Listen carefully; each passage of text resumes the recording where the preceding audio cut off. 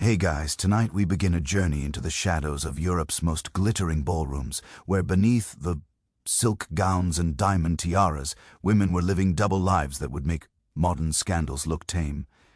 Imagine being told exactly who to marry, when to speak, how to sit, and that your only purpose in life was to produce a male heir and then disappear into the background. Now imagine saying no to all of that, knowing it could cost you everything, your children, your freedom, even your life. What would you risk for love, for power, for the simple right to be yourself? So before we dive into these incredible true stories together, I would absolutely love it if you could hit that subscribe button and give this video a like, but only if you genuinely enjoy what we are exploring tonight. And I am curious, where are you watching from right now? Are you tucked in bed in New York, listening from London? Maybe you are somewhere I have never even heard of. Drop a comment and let me know. I read every single one, and honestly, your messages make my day. Now dim those lights, get comfortable, maybe turn on a fan for that gentle white noise, and let us step back in time together. Picture this. It is 1774, and you are a 17-year-old girl waking up in one of England's grandest estates. Servants bring you breakfast on silver trays. Your closet is filled with gowns that cost more than most people earn in a lifetime. You're about to marry the richest, most eligible bachelor in the entire country.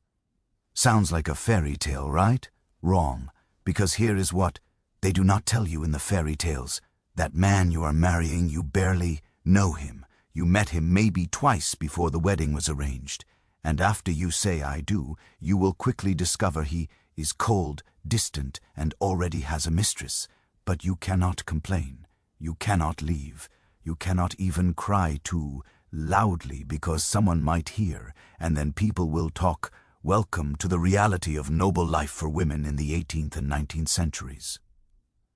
Now, I know what some of you might be thinking. Come on, they were rich. They lived in palaces. How bad could it really be? And yes, they had wealth, beyond imagination. But let me paint you the full picture, because the truth is so much more complicated and honestly so much sadder than you might expect. From the moment a girl was born into a noble family, her entire life was mapped out like a chess game. And she was not the player. She was the piece. Her parents would decide who she married. And that decision had nothing to do with love, nothing to do with compatibility. It was about alliances, about merging estates, about political power. Think of it as a business merger, except instead of companies, it was human beings. The wedding would happen when she was anywhere from 14 to 18 years old. Just think about that for a second. 14. An age of when most of us today are worried about high school, exams, or what to wear to prom.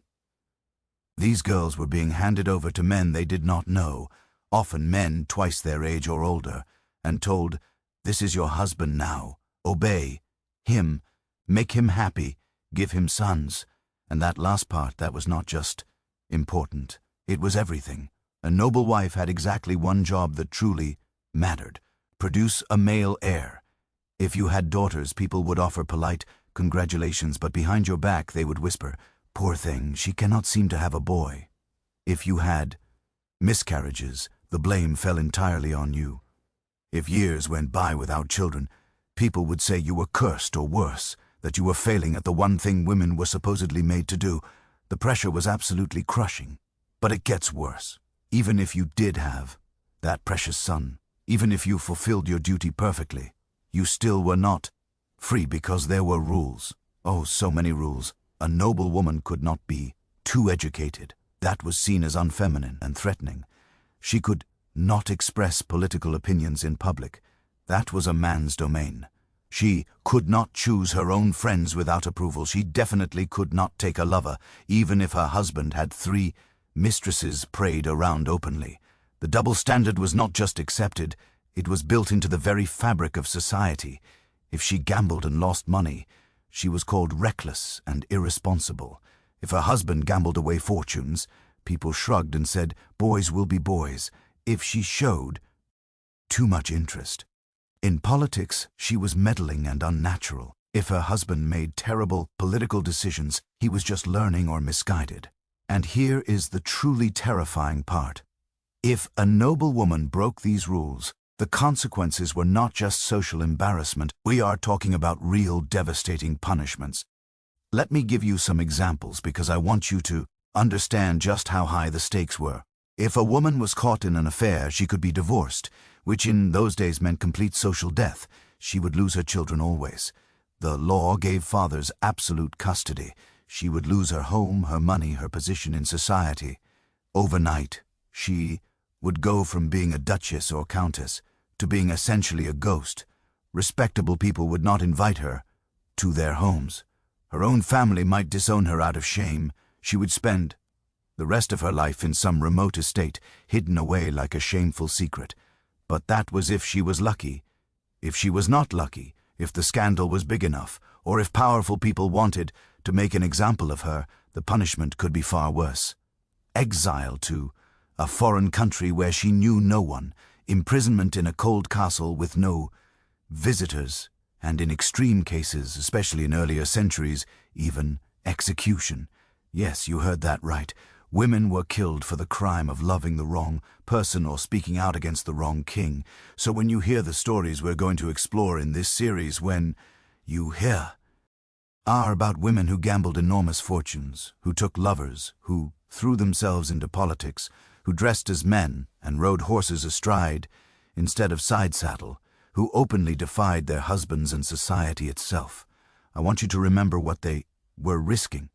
They were not just risking their reputations, they were risking everything.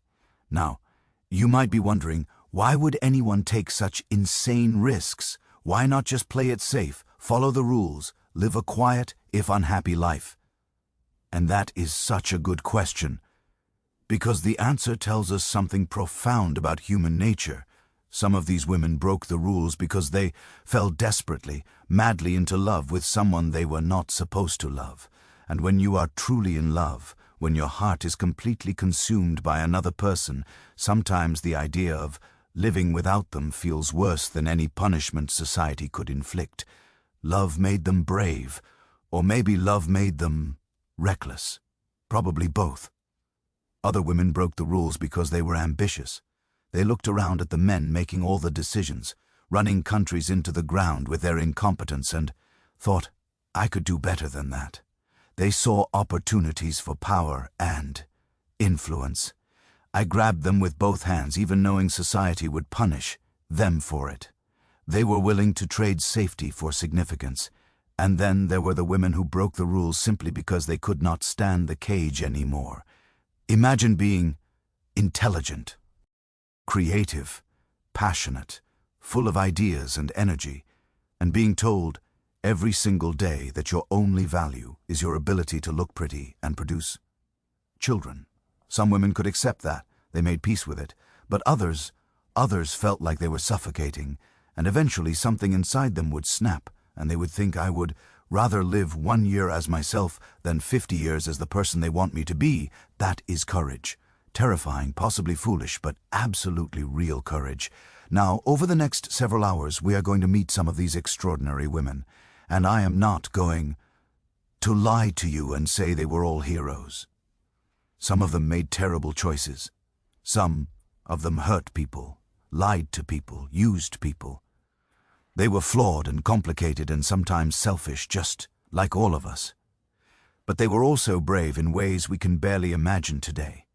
We are going to meet a duchess who became the most famous woman in England, who changed politics forever, but who gambled away millions and lived in a scandalous love triangle for 24 years. We are going to meet a teenage queen who was married to a madman who fell in love with her husband's doctor and whose affair literally changed the course of a country's history before ending in one of the most brutal executions you have ever heard of.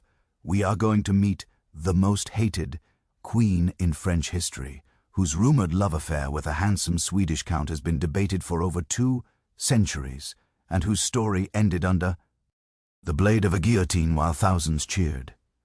And we are going to meet women who fought duels, who became pirates, who were crowned after death, who defied every single expectation and lived life entirely on their own terms. Their stories are shocking, they are romantic, they are heartbreaking, and they are all completely true. Before we dive into individual stories, I want to leave you with one more thought. When we judge these women, and trust me, people have been judging them for centuries, we have to remember the world they lived in. It is so easy to look back from our comfortable modern perspective and say, well, she should not have done that, or that was so reckless. But we are not living in a society where our entire identity and survival depends on following rules designed to control us.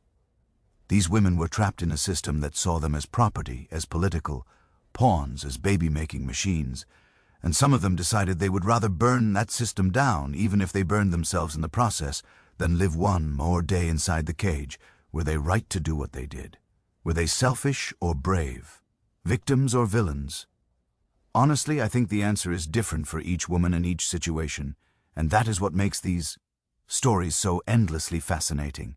There are no simple answers. There are just complicated human beings making impossible choices in circumstances we can barely comprehend. So keep that in mind as we go forward. Try to put your LF in their shoes, or rather their silk slippers. Ask yourself, what would I have done? How much would I have been willing to risk for love, for freedom, for the chance to be myself?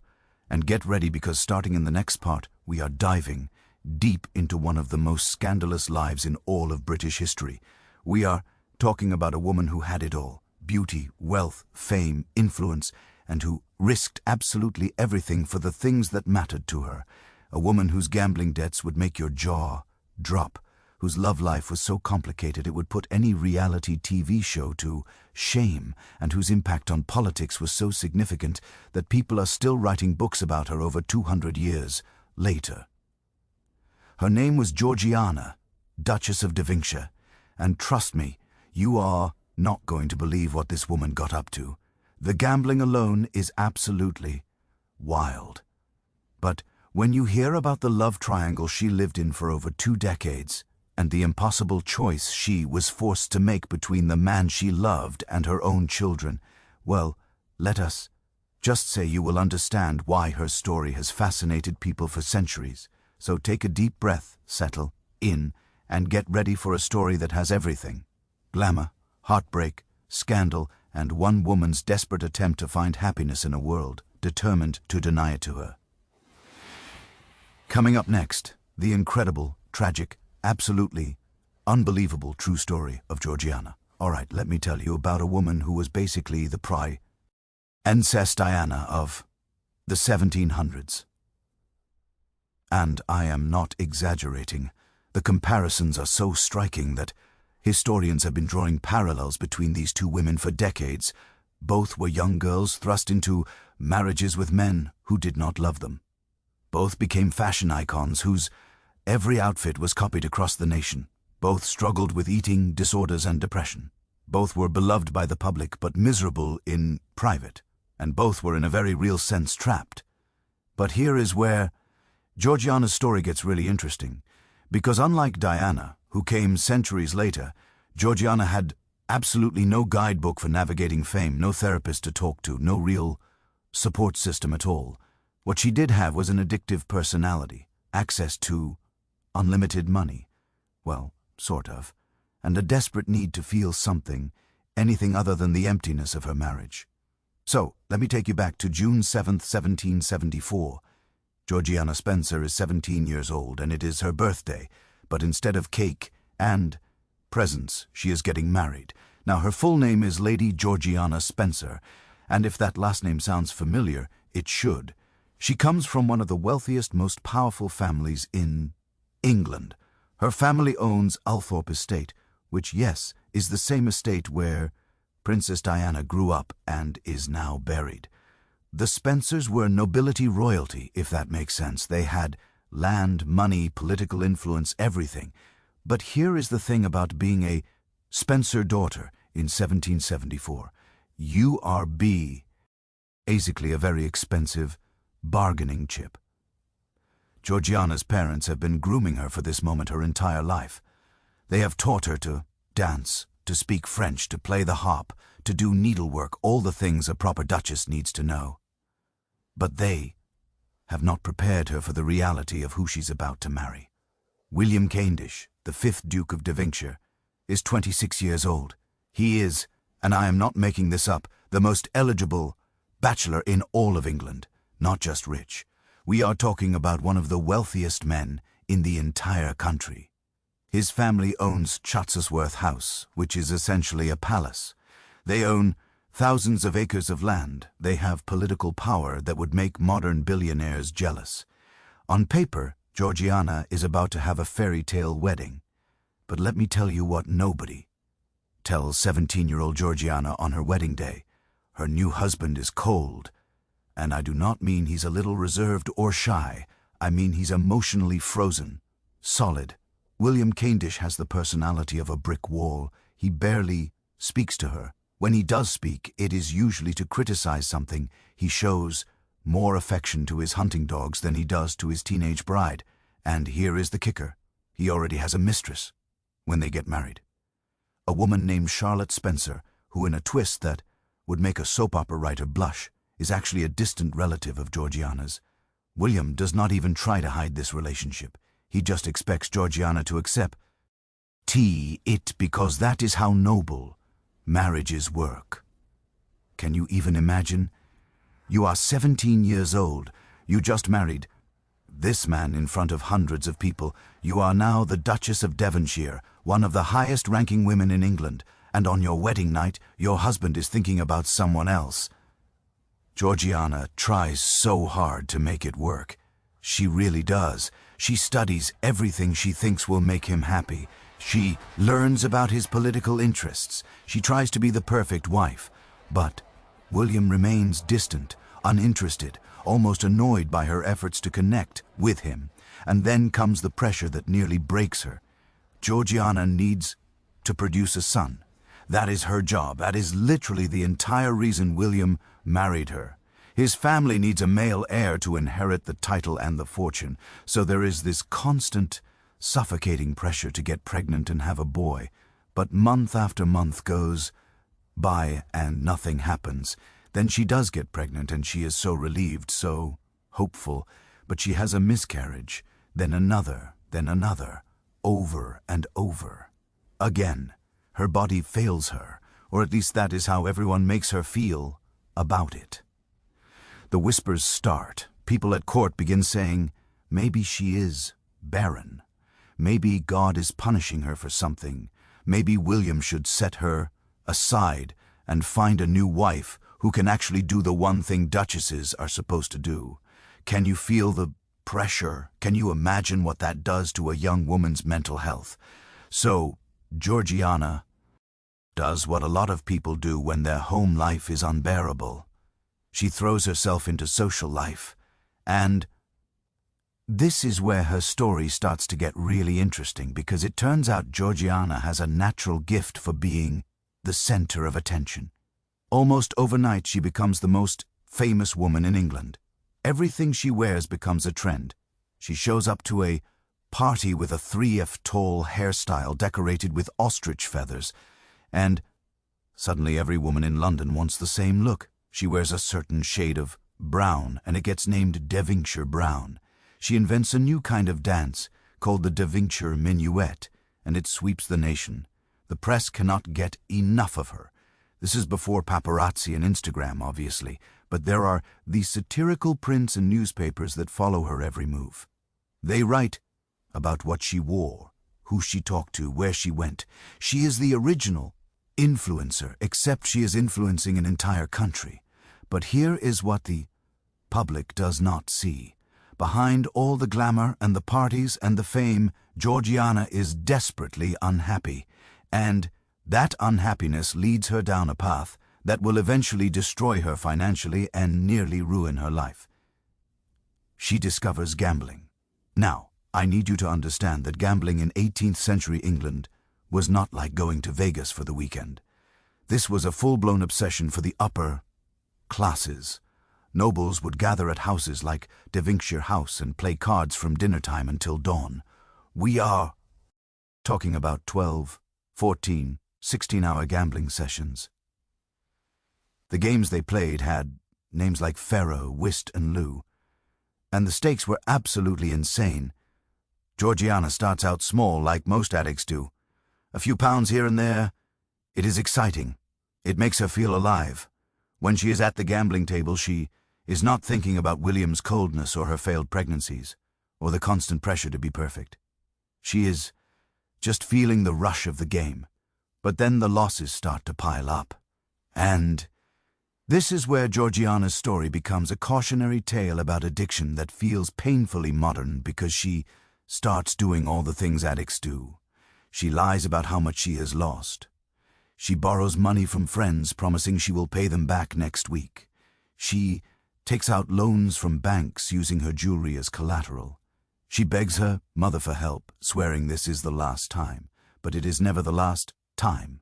By 1789, and I want you to really hear this number, Georgiana owes 60,000. In today's money, that is approximately £8 million.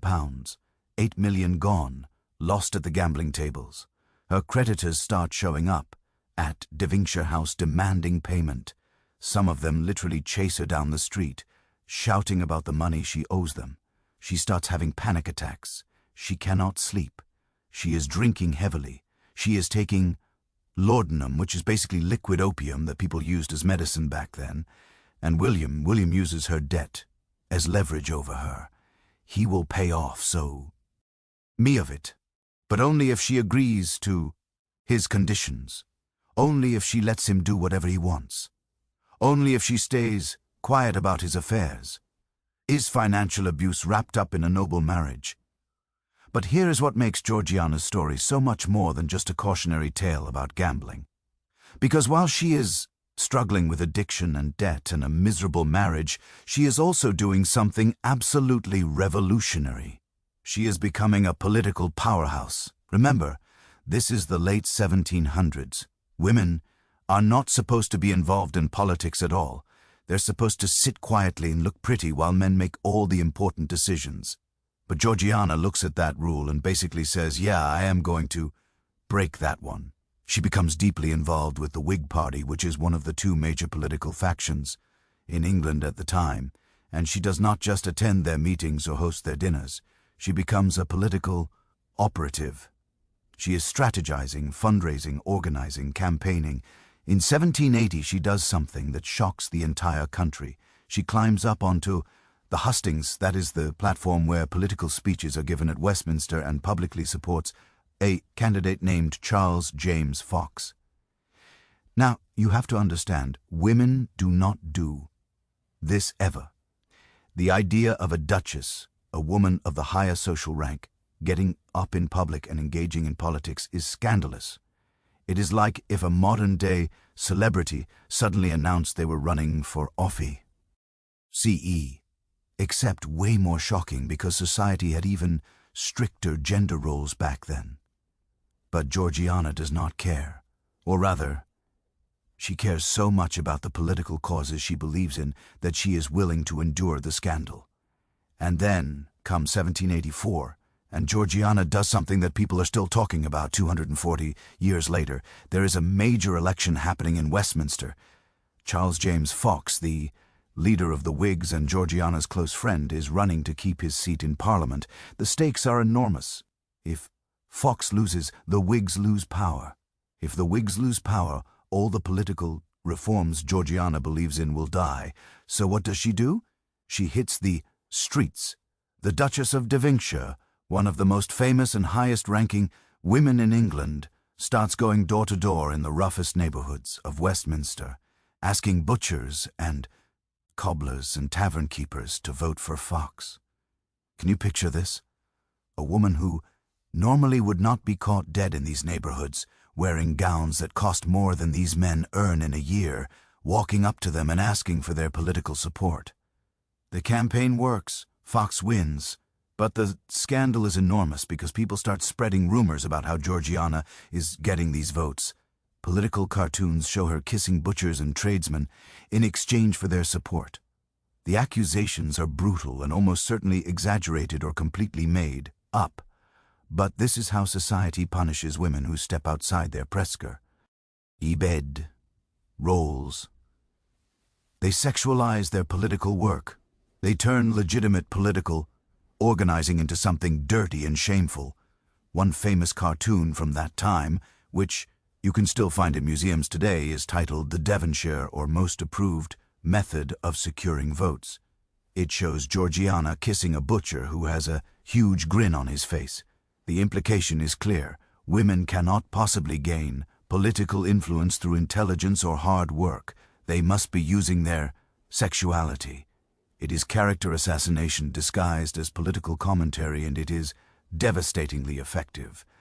After this election, Georgiana mostly withdraws from public political life. The criticism is too intense. The rumors are too damaging. She continues to influence politics behind the scenes, but she never again campaigns so publicly. And here is the sad truth. If Georgiana had been a man doing exactly the same things, campaigning, strategizing, organizing voters, she would have been celebrated as a brilliant political mind. But because she is a woman, she is treated as a scandal. The double standard is so obvious it hurts. Now, I want to pause here and acknowledge something important. Georgiana was not a perfect person. She was privileged beyond belief. She made terrible financial decisions that hurt people who trusted her. She borrowed money from friends and never paid them back.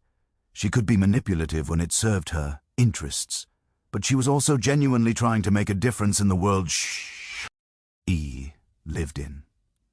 She believed in political reform. She believed in helping the poor.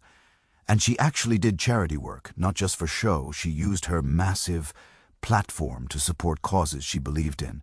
She was complicated just like all of us. And speaking of complications, we've only scratched the surface of Georgiana's story, because while all of this is happening, the gambling, the political work, the miscarriages, the unhappy marriage, another person is about to enter her life who will make everything infinitely more complex. Her name is Lady Elizabeth Foster. And the relationship that develops between Elizabeth, Georgiana, and the Duke is so bizarre, so emotionally tangled, that it is going to take us an entire section to unpack it. We are talking about a love triangle that lasted 24 years, a friendship so intense it might have been romantic, a living arrangement so unconventional that all of England gossiped about it. But that is not even the most scandalous part of Georgiana's life, because eventually she is going to fall truly desperately in love with a man who is everything her husband is not. And when she gets pregnant with his child, she's going to be forced to make the most heartbreaking choice imaginable. So stay with me, because we are about to dive into one of the strangest domestic arrangements in British history. 3 people, 1 house, secrets, affairs, and a friendship so complicated that even the people living through it could not fully understand it. Trust me, this gets wild. So here is a question I have been thinking about. What would you do if your best friend started sleeping with your husband?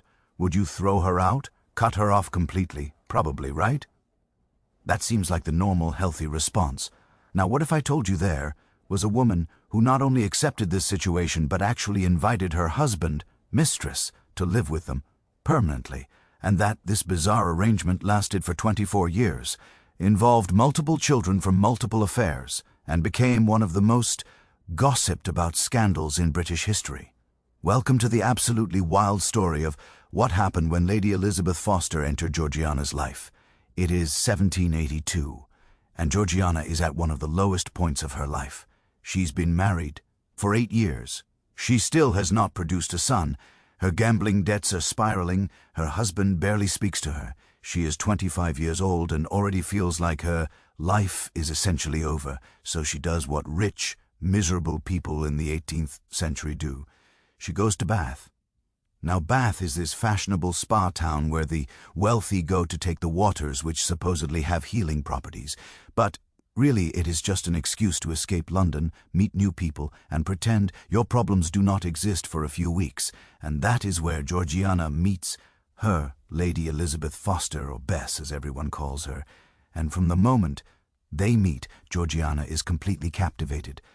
Let me paint you a picture of Bess, because understanding who she is helps explain how this whole situation unfolds.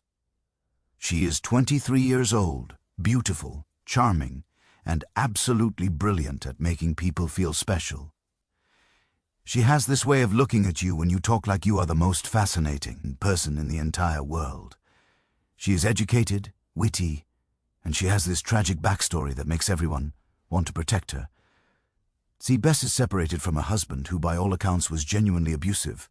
Oh, he has kept her away from her children, which is perfectly legal at the time because fathers own their children the same way they own property. So Bess is essentially destitute, living with her aunt with no money, no real prospects, and no way to see her own kids. Georgiana hears this story and her heart just breaks. Because remember, Georgiana is deeply lonely. She has money and status, but no real emotional connection with anyone.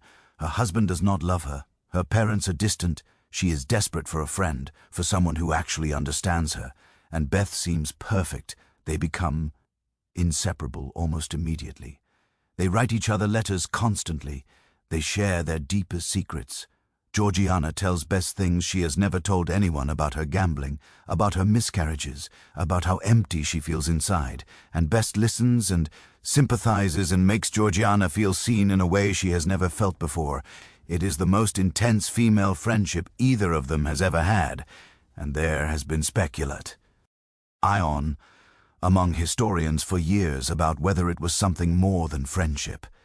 There are letters between them that use language that seems, well, pretty romantic. They call each other pet names. They write about how they cannot bear to be apart. They talk about their love for each other in ways that make modern readers raise their eyebrows. Were they lovers? We honestly do not know. They might have been. Or it might have just been the way women express deep friendship in that era. The truth is probably somewhere in between. An emotional intimacy so intense that the line between friendship and romance became blurry. But here is where the story takes its first really strange turn.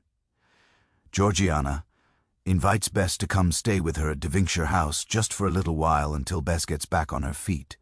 And the Duke, who barely pays attention to his wife, suddenly becomes very interested in their house guest, because Bess is not just charming and beautiful, she is also strategic. Some historians think she saw an opportunity and took it. Others think she genuinely cared for both Georgiana and the Duke.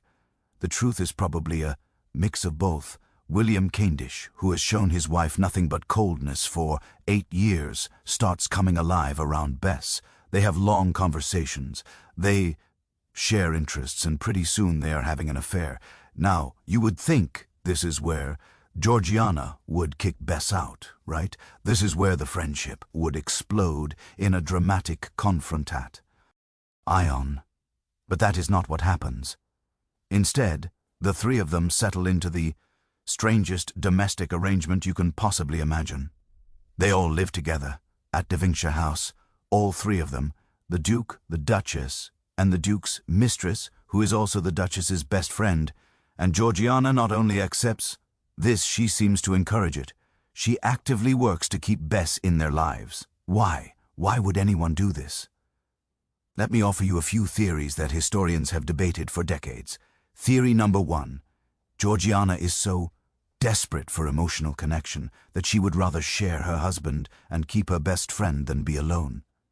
At least this way, she has someone who actually talks to her, who cares about her feelings, who makes her laugh. The Duke was never going to love her anyway, so what does it matter if he's sleeping with Bess? Theory number 2. Georgiana genuinely loves Bess, possibly romantically, and this arrangement lets her keep Bess close, even if she has to share her with William. It is a compromise where everyone gets something they want. Theory number 3.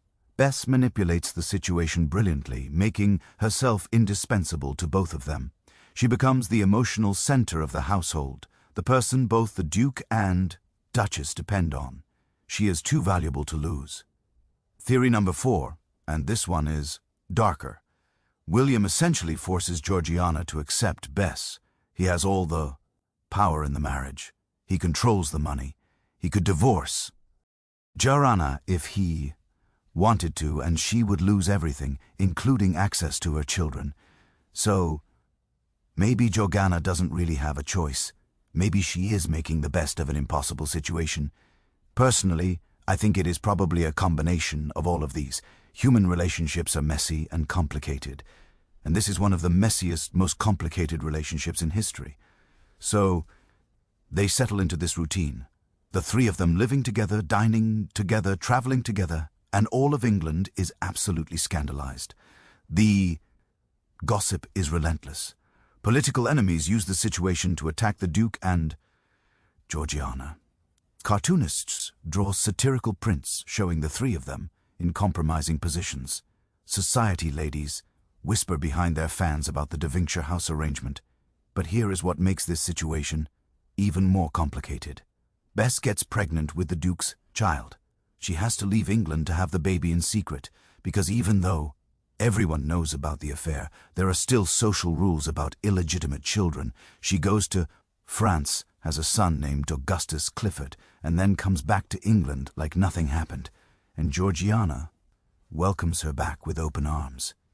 Then, and I'm not making this up, it happens again. Bess has another baby with the Duke, a daughter this time named Caroline St. Jules. Again, she goes away to have the child in secret. Again, she comes back. Again, Georgiana accepts her. Meanwhile, Georgiana is still struggling to have children of her own. Remember, she has had multiple miscarriages. The pressure to produce an heir is crushing, and here is her husband easily fathering children with her best friend. Can you imagine the emotional torture of that? Watching your husband successfully have children with another woman when you have been trying and failing for years. But then, something shifts. Maybe because Bess is there and the household is less tense. Maybe because Georgiana has finally relaxed a little. Maybe just because of timing, but Georgiana gets pregnant and this time she carries to term. In 1783 she has a daughter. They name her Georgiana, or Little G as the family calls her. 2 years later, another daughter, Harriet. The family is growing, but not in any conventional way. There are Georgiana's daughters. There are Bess's secret children with the Duke, who everyone knows about, but no one officially acknowledges. There will eventually be other children in the mix too, but I am getting ahead of myself. The household becomes this strange blend of official and unofficial family. The children all grow up together. Little G and Harriet play with their half-siblings, even though society pretends those children do not exist. And through it all, Georgiana and Bess maintain their intense friendship. The letters between them continue. They support each other through illnesses, through scandals, through grief, but Bess is also using her position. Let me be clear about that. She is not just the Duke's mistress and Georgiana's friend. She is building her own power base. She is making political connections. She is securing her future. She knows that her position in this household is precarious, and she is working every angle to make herself permanent. Some historians paint Bess as this evil manipulator who took advantage of Georgiana's loneliness. Others see her as a woman doing what she had to do to survive in a world that gave women almost no options. A woman who found a way to have influence, security, and even a strange kind of family in a society that would have otherwise thrown her away. And honestly, I think both things can be true. Bess can be manipulative and also genuinely care about Georgiana. She can be using the situation for her own benefit and also providing real emotional support. People are complicated like that. But there is one moment that really shows you how tangled this relationship became. When Georgiana's mother finds out about the arrangement, she is horrified. She writes letters begging Georgiana to send Bess away. She cannot understand how her daughter can tolerate this humiliation. How can you live with your husband's mistress? How can you call her your best friend? And Georgiana writes back defending Bess. She says she cannot imagine life without Bess, that Bess makes her happy, that Bess understands her in a way no one else does. Her own mother cannot compete with the hold Bess has on her. This arrangement continues year after year. Through political scandals, through financial crisis, through everything, the three of them locked in this bizarre dance, unable or unwilling to break apart. And here is the really wild part. After Georgiana finally does manage to have a son in 1790, a boy named William, but cold heart, you would think maybe the pressure would ease, maybe things would get better, but they do not. Because by this point, Georgiana has started looking for happiness outside her marriage too, and that is when she meets the man who will become the great love of her life, the man who will give her the passion and connection she's been craving for years, but also the man who will force her to make an impossible choice that will break her heart into pieces. His name is Charles Grey, and yes, that Grey, the one who will eventually become Prime Minister and have a tea named after him. But when Georgiana meets him, he is just a young idealistic politician with fire in his eyes and revolutionary ideas in his head. He is everything William is not, passionate, engaged, alive. And when these two meet, when Georgiana finally experiences what it feels like to be truly wanted by someone, the scandal that has been building for years is about to explode into something far bigger. Because unlike the strange arrangement with Bess, which society could whisper about but technically ignore, what is about to happen with Charles Grey will force everything into the open. We are talking about pregnancy, exile, a child torn from her mother's arms, and a choice so cruel that even centuries later it makes you want to scream at the unfairness of it all.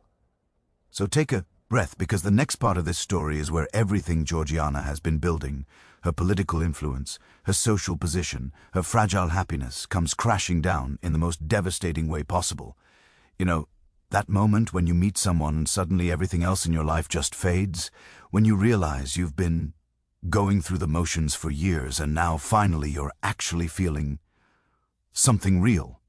That is what happens when Georgiana meets Charles Grey, and it is going to destroy her. But let me back up a bit, because to really understand why this relationship becomes so significant, you need to understand who Charles Grey is and what he represents to Georgiana. It is around 1788. And Charles Grey is in his mid-20s. He is this passionate, idealistic member of Parliament, deeply involved in the Whig Party that Georgiana has been supporting for years. He is handsome, yes, but that is not what draws her to him. What draws her is his mind, his energy, his absolute conviction that the world can be changed for the better. Charles Grey believes in reform. He wants to expand voting rights to more people, not just wealthy landowners. He speaks out against slavery. He champions the rights of common people. He has fire in his belly and revolution in his eyes. This is a man who actually cares about things, who gets passionate about ideas, who stays up all night debating philosophy and politics. Now, compare that to William Cavendish, who cares about his dogs and his mistress and not much else. Can you see why Georgiana would be drawn to Charles Grey? Here is a man who is everything her husband is not, passionate where William is cold, engaged where William is indifferent, alive where William is just existing. They meet through political circles. Of course, the Devonshire house set that Georgiana leads includes most of the important Whig politicians, and Charles is rapidly rising through those ranks. At first, they are just political allies. They talk strategy. They discuss upcoming votes in Parliament. It is all very proper and professional. But somewhere along the way, talking about politics turns into talking about life. Political meetings turn into private conversations. Friendship turns into something much more dangerous. And here is where I need to pause and acknowledge something. What Georgiana is about to do, having an affair, is not admirable. It is going to hurt people. It is going to cause enormous pain. But I also want you to understand the context, because context matters. Georgiana has been married for 14 years at this point. 14 years of rejection, coldness, and loneliness. Her husband openly lives with his mistress in the same house. He has fathered 2 children with another woman while Georgiana watched. Society accepts his behavior without question because he is a man, and that is just what men do. But if Georgiana takes a lover, that is unforgivable. That is a scandal. That is grounds for losing everything. The double standard is so blatant it is almost funny. Almost. So when Charles Grey starts paying attention to her, when he looks at her like she matters, when he listens to what she says, and treats her opinions as valuable, Georgiana starts to fall, and she falls hard. Their affair probably begins sometime around 1789 or 1790. The exact timing is hard to pin down because obviously they were being secretive. But historians can piece together clues from letters, diary entries, and the timing of later events. At first they are careful, stolen moments, secret, meetings, letters written in code. This is not just romance. This is conspiracy, because if anyone finds out, the consequences will be catastrophic. But here is the thing about secret affairs. They're incredibly difficult to maintain, especially when you are one of the most famous women in England and your lover is a rising political star. People notice when you disappear at the same time. They notice lingering glances. They notice changes in behavior. And Bess notices, remember Bess, the woman living in Georgiana's house raising children with Georgiana's husband? Well, Bess is smart, very smart, and she picks up on the affair fairly quickly. Now, you might expect Bess to expose Georgiana out of revenge or jealousy, but that is not what happens. Instead, Bess actually seems to encourage the relationship. Why would she do that? Some historians think Bess genuinely wants Georgiana to be happy. After all, despite the complicated nature of their relationship, there does seem to be real affection between them. But there is a more cynical interpretation. If Georgiana has an affair, then Bess's position becomes more secure. Georgiana can no longer claim moral high ground about Bess sleeping with William. It levels the playing field. It makes everyone complicit. It ensures that no one can throw anyone else out without massive scandal for everyone involved. Basically, it is mutually assured destruction, which is a weirdly effective way to keep a household together. So Bess keeps the secret. Maybe she even lovers for Georgiana, creating alibis, arranging meetings. The household becomes this web of secrets with everyone knowing things they are not supposed to know and no one saying anything out loud. And for a while, Georgiana is happier than she has been in years. With Charles, she experiences what love is supposed to feel like. They talk for hours. They share their dreams. He writes her poetry, actual poetry, not just polite compliments. She feels seen, valued, desired in a way she never has before. For the first time since her wedding day, Georgiana feels alive. But here's the problem with forbidden love. It does not stay secret forever. In 1791, Georgiana realizes she is pregnant. Now, on the surface, this should not be a problem. She is married. She already has 3 children. Wren with William, the 2 daughters, and the Sunheart who was born just the year before. Another pregnancy would be normal, expected even, except Georgiana knows the truth, and so does Charles. This is not William's child. This is Charles Gay's baby. Can you imagine the panic, the absolute terror of that realization? Because here is what happens if people find out. William can divorce her, and in a divorce, she loses everything. Her children, all of them, including the new baby, would stay with William. That is the law. Fathers have absolute custody. A divorced woman has no rights to her own children. None. She would lose her position, her home, her reputation. She would be exiled from society. Her own family would probably disown her out of shame. She would go from being the Duchess of Devonshire, one of the most powerful women in England, to being nothing, less than nothing. And Charles Grey, he might face some criticism, but his career would survive. Men always survive these things. He would move on, maybe marry someone else, keep climbing the political ladder. But Georgiana, she would be ruined, completely and utterly destroyed. So she does what she has to do. She lies. She tells William the baby is his. And William, who has his own reasons for keeping the marriage intact, the scandal would hurt him politically too, accepts this fiction. Or maybe he knows the truth and just does not care. It is hard to say. William Cavendish is not exactly forthcoming about his feelings, and anything. But someone does care. Someone who has power over both of them. Someone who can see exactly what is happening and is absolutely not going to let it slide. William's mother, the Dowager Duchess, she is one of those formidable aristocratic matriarchs who rules her family with an iron fist. She knows about Bess and has barely tolerated that situation. She knows about Georgiana's gambling debts and has been furious about those. And now she is starting to suspect there is something going on with Charles Grey. She starts asking questions, making accusations, demanding answers. And then in late 1791, Georgiana has a miscarriage. The pregnancy ends, naturally, and for a brief moment, it seems like maybe the crisis is over. Maybe she has dodged this bullet. But she has not, because William and his mother have now seen the pattern. They know something is going on. They just need proof. So they watch and they wait. And then in 1792, Georgiana gets pregnant again. This time there is no doubt. William knows he has not been intimate with Georgiana during the time when conception would have occurred. The timeline does not work. This child is definitely absolutely not his. The confrontation when it comes is brutal. William gives Georgiana an ultimatum. And I want you to really hear this because it is one of the cruelest things you can say to a mother. He tells her, you can give up Charles Grey and the baby, or you can give up me and all your other children. Let that sink in for a mom. She has to choose between the man she loves and the baby they created together, or the 3 children she has already raised and loved for years. Little G is 9 years old. Harriet is 7. Hart is only 2. If she chooses Charles, she will never see those children again, never hold them, never talk to them, never watch them grow up.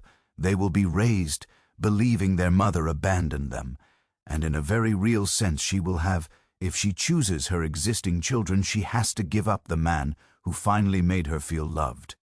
And she has to give up the baby she is carrying, surrender it immediately after birth, to be raised by someone else, knowing she will never be acknowledged as its mother. What would you do? Seriously, put yourself in that position. How do you make that choice? Georgiana chooses her children. The one she can still hold, still kiss goodnight, still read stories to. She chooses the known over the unknown. She chooses the 3 over the 1. But it breaks her. It absolutely shatters her heart. She has to tell Charles it is over. Can you imagine that conversation? I love you, but I can never see you again. I am carrying your child, but you cannot be part of its life. We have to pretend this never happened. Charles is devastated, furious, heartbroken, confused. He begs her to reconsider. He offers to give up his political career, to run away with her, to fight William in court. But Georgiana knows better. The law is not on their side. Society is not on their side. They have no options that do not end in complete destruction. So she ends it. She cuts him out of her life completely. But she is still pregnant. And now she has to hide, because even though she is staying with William, even though she is giving up Charles, the scandal would still destroy everything if people found out about the pregnancy. So in early 1792, Georgiana leaves England. The official story is that she is going to France and Italy for her health. Rich people did this all the time, going abroad for a change of climate to recover from vague illnesses. No one questions it too much, but really, she is going into exile. She is being sent away to have this baby in secret and then give it up. She travels with a small group of servants and companions, and among them, ironically, is Bess. The woman who is sleeping with her husband is the one keeping her company while she is pregnant with another man's child. If this were fiction, no one would believe it, but it is real. Georgiana spends months in Europe growing more and more pregnant, becoming more and more depressed. She writes letters home, begging to see her children. William refuses. He wants her to understand the consequences of her actions. He wants her to suffer. And she does. Oh, she does. On February 20th, 1792, in a house in the south of France, far from England, far from everyone she loves, Georgiana gives birth to a daughter. She names her Eliza Courtney, and she holds her for maybe a day, maybe two, just long enough to memorize her feet, to count her fingers and toes, to tell her she is loved even though she will never know why. And then the baby is taken away. Eliza is sent to live with Charles Gay's family. They will raise her as their niece, their ward. The official story is that she is the orphaned daughter of a distant relative. No one will ever tell her the truth about who her real mother is. Georgiana returns to England empty-handed and empty-hearted. She goes back to her husband, to her children, to her life. On the surface, everything returns to normal. The scandal has been contained. The secret has been kept. But Georgiana is never the same. Friends notice she has changed. The spark is gone. She drinks more heavily. She gambles even more recklessly. She throws herself into charity work, maybe trying to atone, maybe just trying to feel something other than grief. And Charles Grey, he never forgets her, never stops loving her. Years later, when he becomes one of the most powerful men in England, when he becomes Earl Grey, when he becomes Prime Minister, he will push through the Reform Act of 1832, expanding voting rights to more people, the very reforms he and Georgiana used to talk about during those secret meetings. And every time he drinks his morning tea, yes, that Earl Grey tea that is named after him, maybe he thinks about her. Maybe he wonders what their daughter looks like. Maybe he regrets that ultimatum, that impossible choice. As for Eliza, she grows up never knowing the truth.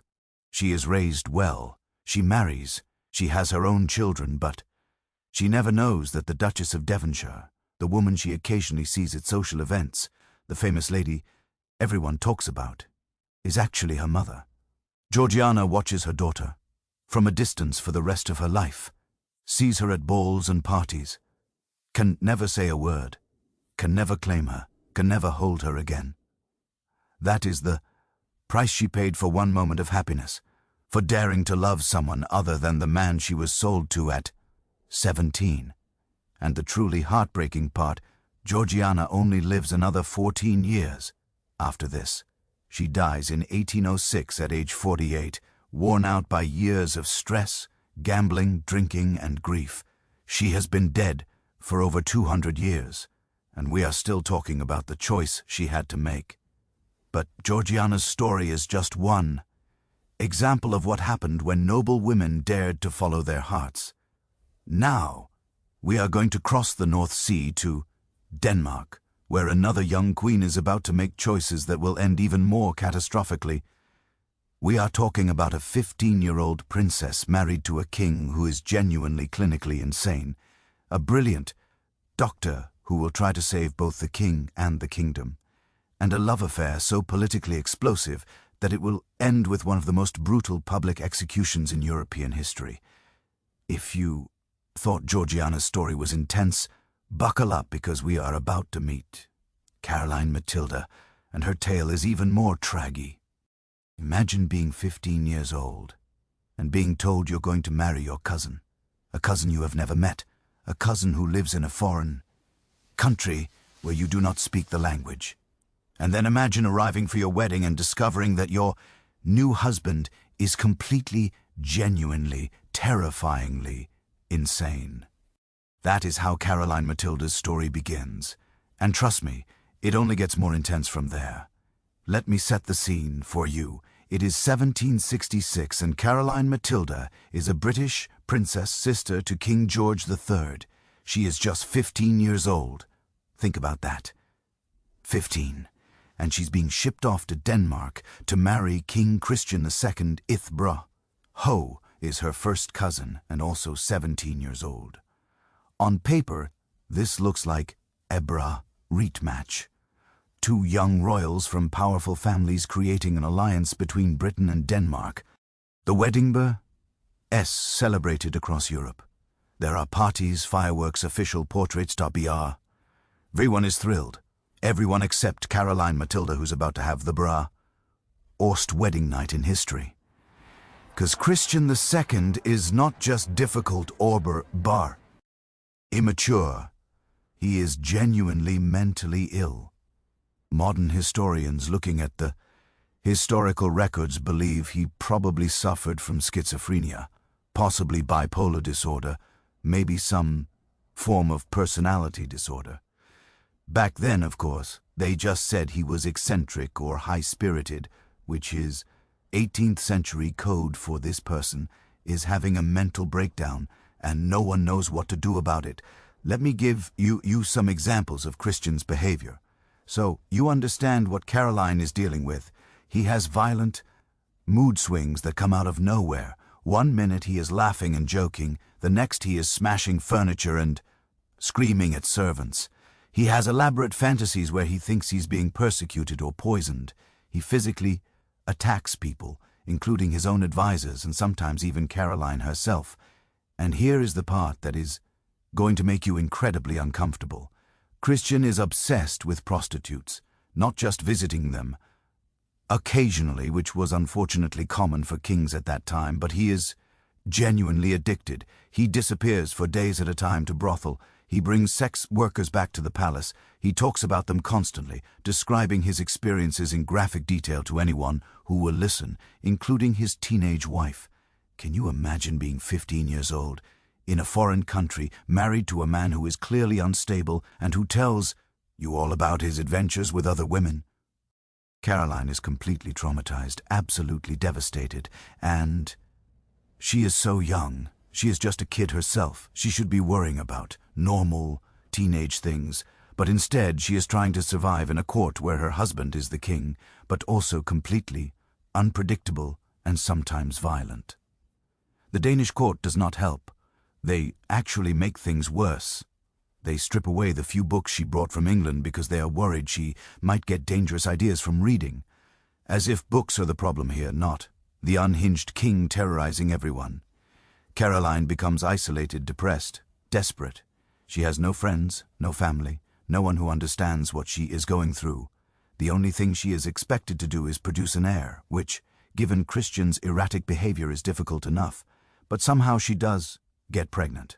And in 1768, she gives birth to a son, the crown, Prince Frederick. You would think having a son would improve things, right? She has done her duty. She has secured the succession. Maybe now she can have some peace. But no, Christian is getting worse. His mental state is deteriorating rapidly. His advisors are genuinely worried he might hurt someone or completely destroy Denmark's international reputation. They need help.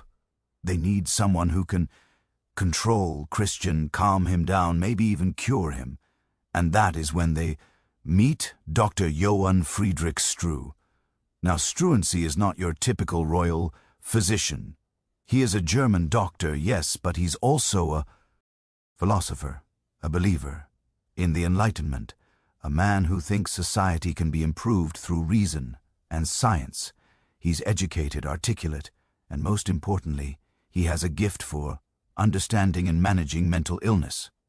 In 1768, Christian goes on a grand tour of Europe, basically a royal road trip to visit other courts and show off how sophisticated Denmark is, except Christian keeps having public meltdowns, embarrassing Denmark in front of foreign dignitaries.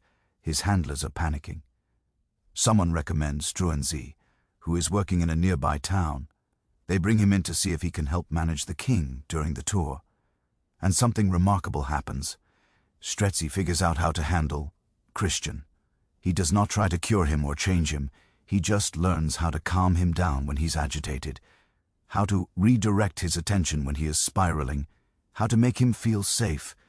Christian, for the first time in his life, has someone who seems to understand him. Christian becomes completely dependent on Struensee, trusts him absolutely. And when the tour ends and they return to Copenhagen, Christian insists that Struensee stay on as his personal physician. So Struensee moves into the royal palace, and that is when he meets the Queen. Caroline Matilda is 18 years old now. She has been married for 2 years, and it has been 2 years of absolute hell. She is lonely, traumatized, probably suffering from depression. She has had a breakdown herself. Historians debate whether it was physical or emotional, but she basically collapsed at one point, and Stru is called in to treat her. Picture this moment. Caroline is at her lowest point. She feels hopeless, trapped in this nightmare marriage with no way out, and then this doctor walks in. He is calm, intelligent, kind. He actually listens to her. He treats her like a human being instead of just a royal baby-making machine. He speaks to her about ideas, about philosophy, about the world beyond the palace walls. He brings her books, actual books, the things she's been denied. He talks to her about Enlightenment thinkers like Voltaire and Rousseau, about the possibility of creating a better, more rational society. For Caroline, this is like water in a desert. Finally, someone is treating her as an intelligent person. Finally, someone cares about what she thinks and feels. Is it any wonder she falls for him and he falls for her too? How could he not? Here is this young woman, brave enough to survive an impossible situation, smart enough to understand the ideas he is passionate about, lonely enough to need exactly what he can offer, intellectual connection and emotional support. Their relationship starts as doctor and patient. Then it becomes friendship. Then it becomes something much more dangerous. Now I want to pause here and acknowledge something. What is about to happen is adultery. Caroline is married, and even though her husband is terrible, even though the marriage is a disaster, she is still breaking her vows. This I ask not a simple good guys versus bad guys situation. This is complicated, messy, human. But I also want you to understand the context. Caroline is trapped in a marriage that is destroying her. Divorce is not an option. It would cause an international scandal, and she would lose her son. Running away is not realistic. Where would she go? Back to England in disgrace. She has no real options for escape. So when Struensee offers her kindness, respect, intellectual stimulation, and yes, eventually love, she takes it, not because she is wicked or immoral, but because she is a human, being desperate for connection. The affair probably begins sometime in 1769 or 1770. They have to be incredibly careful because discovery would mean disaster for both of them. But they find ways to meet privately. They exchange letters. They steal moments together. And something else is happening too, something that is actually going to change Denmark forever. Remember, Struensee has complete control over Christian. The king trusts him absolutely. So Struensee starts using that influence to make changes, political changes. At first it is small things, improving conditions in hospitals, reforming how the poor are treated. But then he gets more ambitious. He abolishes torture. He establishes freedom of the press. He starts dismantling the power of the old aristocracy and redistributing it to create a more modern, enlightened state. Between 1770 and 1772, Struensee essentially becomes the ruler of Denmark. He is Isui. NG orders in the king's name, and Christian is just signing whatever Struensee puts in front of him. Struensee passes over 2,200 laws in less than 2 years. 2,200. This is revolutionary, literally revolutionary. Denmark is being transformed from a medieval-style kingdom into an Enlightenment state almost overnight. And Caroline is right there with him, supporting these reforms, using her influence as queen to promote his policies. For the first time in her life, she has purpose. She is not just a decorative wife or a baby-making machine. She is helping to change a country for the better. The two of them are intellectually and emotionally in sync. They are partners in this grand project of reform. They are changing the world together, and they are falling deeper and deeper in love. But here is the problem. They are not being as discreet as they think they are. People notice when the Queen and the King's doctor spend a lot of time together. They notice the way Caroline lights up when Struens enters a room. They notice that Christian seems completely indifferent to what his wife is doing. The rumors start quietly. Whispers at court, gossip in the streets of Copenhagen, but then Caroline does something that makes the rumors impossible to ignore. She starts dressing like a man. I am serious. Caroline gets so confident, so liberated by her new happiness, that she starts wearing men's riding clothes. She rides horses astride like men do instead of side saddle, the way proper ladies are sup. Oh, said too. She wears scarlet jackets and breeches instead of gowns. For the conservative Danish nobility, this is shocking. This is the Queen of Denmark, and she is dressing like a man and riding around publicly like she does not care what anyone thinks. And maybe she does not care. Maybe for the first time in her life, Caroline feels free. She has love, she has purpose, she has power. Why should she conform to what society expects? But then something happens that makes the scandal impossible to hide.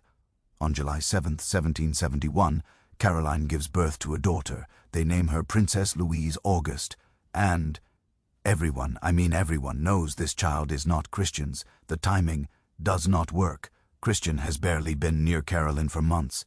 The baby looks nothing like the royal family. And besides, the whole court knows about the affair by now.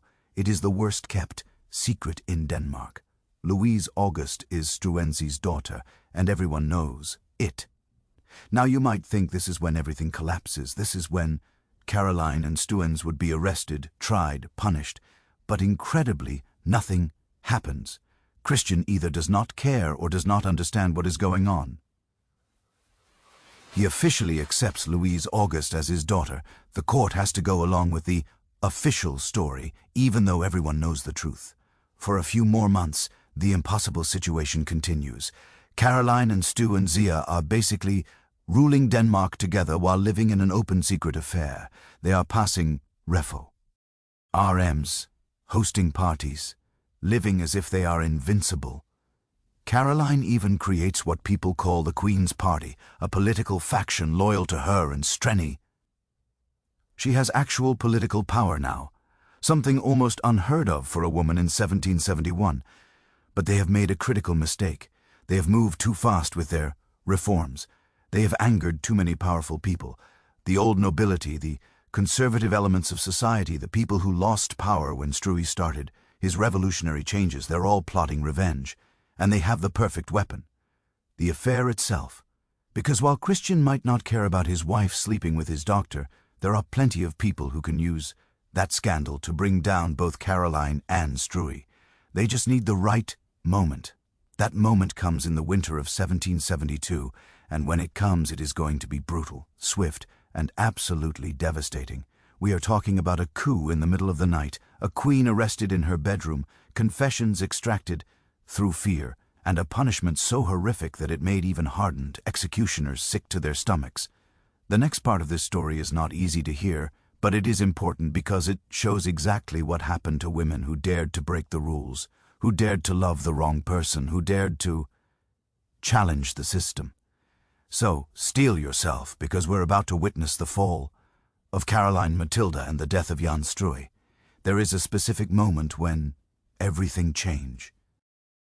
When power shifts, when the people who have been quietly seething in the shadows finally make their move. For Caroline Matilda and Jan Struensee, that moment comes at 4 in the morning on January 17th, 1772. Let me take you through this night, because it is one of the most dramatic coups in European history, and it happens so fast that Caroline and Stuzy barely have time to understand what is happening before their entire world collapses. It is winter in Copenhagen. The court has just finished a lavish masked ball at Christiansborg Palace. These balls are a regular thing. The nobility dressing up in elaborate costumes, dancing until the early hours, drinking heavily. It is all very decadent and fun. Caroline and Struensee have attended together, though they are being somewhat careful not to be too obvious about their relationship. The party winds down around 2 or 3 in the morning. Everyone goes to bed. Caroline is probably in her chambers with her daughter, Louise August, who is just 6 months old. Struensee is in his own rooms nearby. Christian is somewhere in the palace, probably passed out drunk, or playing with his dogs. Everything seems normal. And then at 4 in the morning, soldiers burst into the palace. The conspirators have been planning this for months. Led by the Queen Daja, Christian's mother, and several powerful nobles who hate Strui's reforms, they have been waiting for the perfect moment. Tonight, they decided, is that moment? They go straight to Christian's bed, Amber, and wake him up.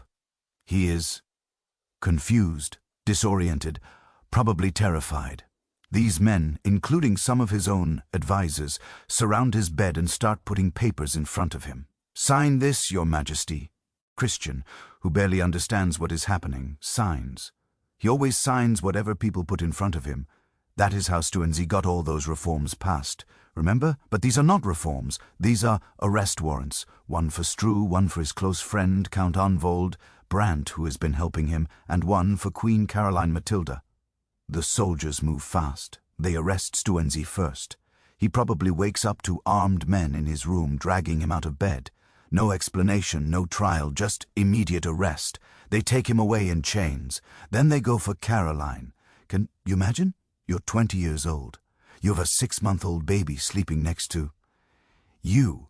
And suddenly, soldiers are breaking into your bedroom. You're the Queen of Denmark, and they're treating you like a criminal.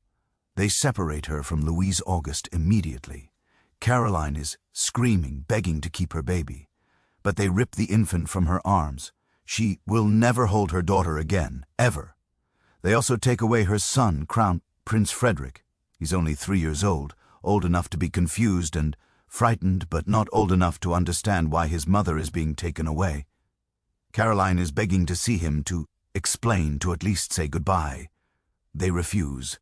Within hours, Caroline is transported to Kronborg Sea. Assel.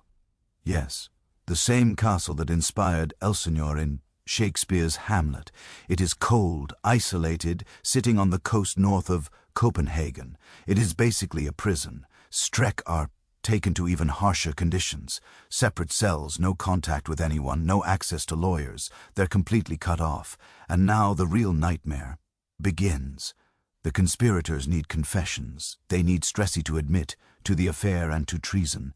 They need Caroline to confess to adultery. Without confessions, this whole coup could backfire. International scandal, diplomatic crisis with Britain, potential civil war. So they apply pressure, psychological torture, really. They tell Struensee that Caroline has already confessed and blamed everything on him. They tell him that if he confesses, he might be shown mercy. They imply that if he does not confess, the torture will get much worse. Struensee holds out for a while, but eventually, broken and terrified, he confesses. Yes, he had an affair with the Queen. Yes, he exceeded his authority. He signs a confession, admitting to everything. Meanwhile, Caroline is at Kronborg, isolated and desperate. They are using similar tactics on her. They tell her Struensee has confessed and named her as the seductress. They tell her that her brother, King George III of England, has abandoned her and will not help. They tell her that if she does not confess, she will never see her children again. She holds out longer than Strenny. She is tougher than people give her credit for. But eventually the psychological pressure breaks her too. She signs a confession. Yes, she committed adultery with Struensee. Yes, she knew it was wrong. The confessions are exactly what the conspirators needed. Now they can proceed with the trials and punishments without fear of international backlash. After all, both parties have admitted their guilt. The trial, when it happens, is a sham. It is not about justice. It is about revenge and political expediency. They tried to charge Strui with treason for usurping royal authority. But here is the problem. Everything Strui did, he did with the king's explicit permission. Christian signed every single order, every single reform. So technically, Strui never committed treason. He was just following the king's wishes. The judges know this, everyone knows this, but they need a reason to execute him. So they pivot. They charge him with adultery with the queen instead, which, in the legal framework of the time, is considered a form of treason because you are violating the sanctity of the royal bloodline. Never mind that the king had multiple mistresses and illegitimate children. Never mind the obvious double standard. Struensee is a man who dared to sleep with a queen, and that is unforgivable. Arnold Brandt, his friend, is also condemned to death even though he had nothing to do with the affair, his crime being associated with Struensee and supporting his reforms. That is it. The sentence when it comes is brutal beyond belief. Strengny and Brandt are to be executed on April 28, 1772. But not just executed. They are going to be tortured to death in public as a warning to anyone else who might dare to challenge the established order. Let me describe what happens, and I warn you, this is genuinely horrific. If you are sensitive to violence, you might want to skip ahead about a minute. On the morning of April 28th, Struensee and Brandt are brought out to the execution ground in Copenhagen. Thousands of people have gathered to watch. Public executions are treated like entertainment in this era, which tells you something, Mark, about human nature. First, their right hands are cut off. While they are still alive and conscious, the executioner severs their hands with an axe, and the crowd watches as they scream in agony. Then they are broken on the wheel. This is a medieval torture device, where you are tied to a large wheel and your bones are systematically broken with iron bars. The executioner starts with the legs, then moves up to the arms, the ribs, breaking bone after bone. Only after this prolonged torture are they finally beheaded. Their heads are cut off and placed on spikes. Their bodies are drawn and quartered, literally torn into pieces, and the pieces are left on public display. For 4 years, Struensee's body parts remain on display in Copenhagen as a warning. 4 years of his remains rotting in public view. It is one of the most brutal executions in 18th century Europe, and the message is clear. This is what happened. When you try to change things too fast. This is what happens when a commoner dares to love a queen. This is what happens when you challenge the established order. Streng is 34 years old when he dies. 34. He spent less than 4 years in Denmark, but in that time he tried to transform an entire country, and he paid for it with his life in the most horrific way imaginable. Now what about Caroline? The conspirators want to execute her too. Some of them are genuinely arguing that she should be beheaded alongside Struensee. She is an adulteress. They say she betrayed her husband, her country, her sacred duties as queen, but there is a problem. Caroline is not just any woman. She is the sister of the King of England. And while King George III is personally embarrassed and furious about the scandal, he is also not going to sit back and let his sister be executed by a foreign power. Britain sends very clear diplomatic messages to Denmark. If you execute Caroline Matilda, there will be consequences, military consequences. We will consider it an act of war. Denmark backs down. They cannot afford a war with Britain over this. Instead, they divorce Caroline from Christian. The marriage is annulled. She is stripped of her title as Queen of Denmark. She is officially branded as an adulteress and exiled. But where does she go? She cannot come to England. King George refuses to allow it. She has brought shame on the British royal family, and he wants nothing to do with her. His wife, Queen Lotta, absolutely refuses to receive her sister-in-law. So Caroline is sent to Chell, a small town in Hanover, which is technically British territory but far enough away that she will not embarrass anyone. She is 21 years old. She has been Queen of Denmark for less than 6 years, and now she is essentially a prisoner for the rest of her life. She lives in Cell Castle with a small household of servants. She is not allowed to leave. She has no official position, no real money of her own, no autonomy. She is completely dependent on the allowance her brother grudgingly provides. And the worst part, she is separated from her children permanently. Crown Prince Frederik stays with his father in Denmark. He grows up being told his mother was a wicked adulteress who betrayed his father. He is taught to be ashamed of her. Louise August, her daughter with Struens, also stays in Denmark. She will live her entire life officially recognized as Christian's daughter, never publicly acknowledged as Struens's child. She grows up knowing her mother was exiled in disgrace. Caroline writes letters begging to see them, all denied. She writes to Christian, to her brother, to anyone with power. She pleads for just one visit, one chance to hold her children again. Every request is refused. Can you imagine the grief, the absolute devastation of being separated from your children, knowing they are growing up, believing you abandoned them or betrayed them? Caroline spends 3 years in jail. Just 3 years. And those years are filled with illness, depression, and heartbreak. In May of 1775, she gets sick, some kind of fever, possibly scarlet fever, possibly something else. The medical care available to her is limited. She deteriorates quickly. On May 10, 1775, Caroline Matilda dies. She is 23 years old. 23. She lived for only 23 years. She was married at 15, queen at 15, mother at 17, disgraced at 20, exiled at 21, and dead at 23. She never saw her children again. She never returned to Denmark. She never experienced the freedom and happiness she briefly had with Struensee. And here is the truly heartbreaking part. Christian, her husband, the man whose mental illness made her life hell, outlives her by 33 years. When he hears about her death, he apparently expresses regret. He says he wishes he could have saved Struensee, that he did not understand what was happening during the coup. Too little, too late. As for the reforms implemented, most of them are immediately reversed after his execution. The freedom of the press is rescinded.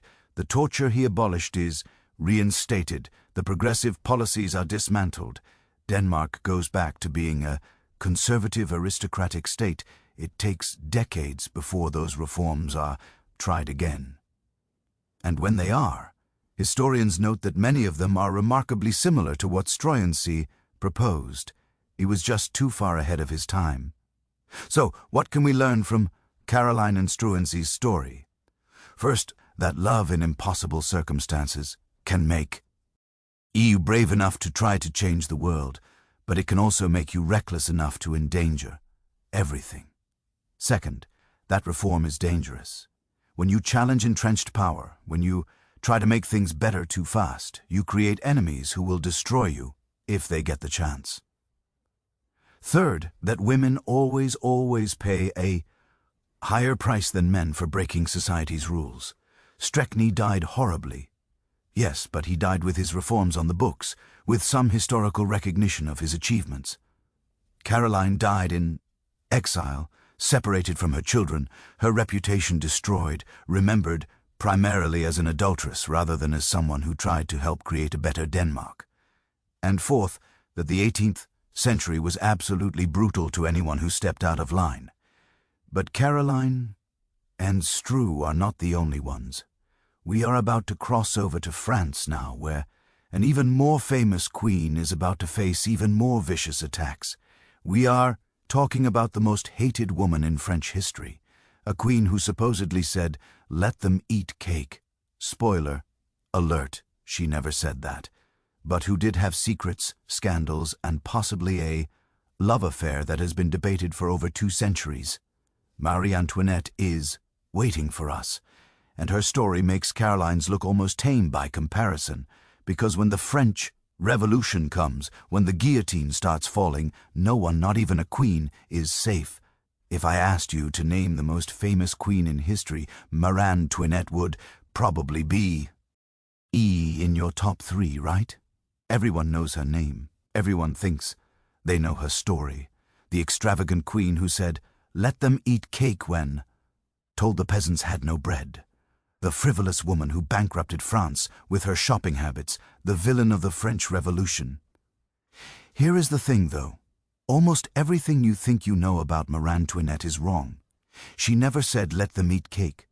That quote comes from Jean-Jacques Rousseau's autobiography written when Marie Antoinette was only 9 years old and still living in Austria.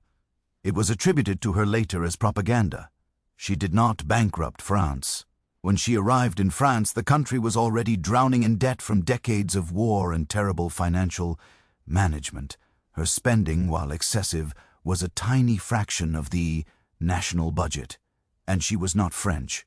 She was Austrian, which in 1770, when she arrives in France as a 14-year-old bride, might as well make her an alien from another planet as far as the French people are concerned.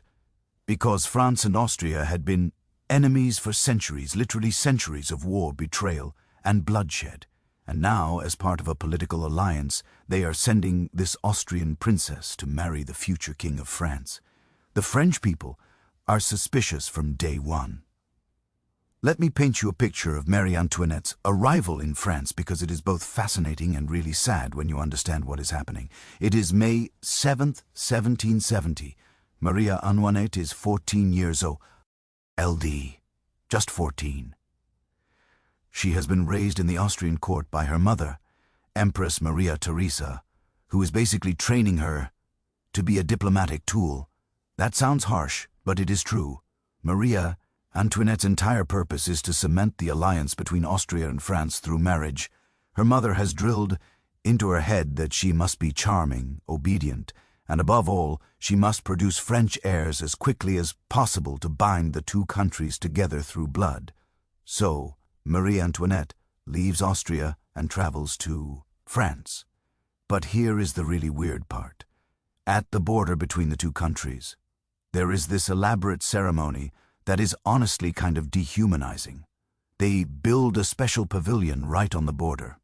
Maria Antoinette enters from the Austrian side, and in the middle of this pavilion she has to strip off all her Austrian clothes, and I mean all of them, down to nothing, and put on French clothes. They even take away her beloved pet dog because it is Austrian. The symbolism is clear. Austria Marie is dying. French Marie is being born.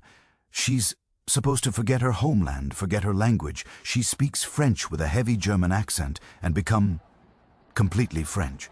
She's 14 years old and they are already erasing her identity. She arrives at Versailles and marries Louis Auguste, who will eventually become King Louis V, 16th. He is 15 years old, shy, awkward, much more interested in locksmithing and hunting than in his pretty young bride. And here is W. Here, Marie Antoinette's nightmare truly begins. The wedding night is a disaster. Louis is so anxious and uncomfortable that he cannot consummate the marriage. And this is not just an embarrassing personal issue. This is a political crisis. The whole point of this marriage is to produce heirs. If there are no heirs, the alliance means nothing. But it gets worse. Louis continues to be unable to consummate the marriage. Night after night, month after month, year after year, there are debates among historians about what the exact problem was. Some think he had a medical condition called phimosis that made intercourse painful. Others think it was psychological. Others think he was just completely uninterested in sex. Whatever the reason, 7 years go by. 7 years of Marie Antoinette being married, but not really married. 7 years of everyone at court gossiping about it. 7 years of enormous pressure to produce an heir when she physically cannot, because her husband will not or cannot perform his husbandly duties. Can you imagine the humiliation? The French people are calling her the Austrian woman with contempt. They are saying she is barren. Cursed, useless political cartoonists are drawing cruel caricatures suggesting she is frigid or defective, and she cannot even defend herself, because the truth that her husband cannot or will not sleep with her would be even more embarrassing. So what does a lonely, frustrated 14, then 15, then 16-year-old girl do when she is trapped in this situation? He escapes into pleasure, into parties, fashion, gambling, building her own private world where she can pretend to be happy. And this is where Marie Antoinette makes her first huge mistake. She creates the Petit Trianon. Now the Petit Trianon is this beautiful small palace on the grounds of Versailles. Louis X the 15th had it built for his mistress Madame de Pompadour. When Louis V 16th becomes king in 1774, he gives it to Marie Antoinette as a gift. On paper, this is sweet, a husband giving his wife her own space. But in practice, it becomes a public relations disaster, because Marie Antoinette turns the Petit Trianon into her private escape. She invites only her chosen friends. She relaxes the strict etiquette rules that govern Versailles. People can dress casually, speak freely, just be normal human beings instead of performing courtly roles all the time. For Marie Antoinette, this is freedom. This is her one place where she can breathe, where she does not have to be the Austrian woman or the future queen, or the disappointing wife who has not produced an heir. She can just be herself. But to the French people, to the nobles who are not invited, to the public who hears about these exclusive parties, it looks like the queen is being secretive, exclusive, elitist. What is she doing in there that requires such privacy? Who is she spending time with? What are they plotting? The rumors start immediately. Scandalous rumors that Marie Antoinette is having wild orgies at the Petit Trianon. She is having lesbian affairs with her close friends, particularly the Duchess Polignac, that she is wasting enormous amounts of money on decorations and parties while French people are starving. Some of these rumors have tiny grains of truth wrapped in massive exaggerations. Yes, Marie Antoinette spends a lot of money on the Petit Trianon, but not nearly as much as the rumors suggest. Yes, she has intense friendships with women that might have had romantic elements, but the wild orgies complete fabrication. Yet the rumors spread like wildfire because they fit a narrative that people want to believe. The Austrian foreigner is corrupting France. The queen is immoral. The monarchy is decadent. And then comes the affair of the diamond necklace in 1785, which is so bizarre and complicated that it sounds like a bad novel plot, but it really happened. Here is the short version.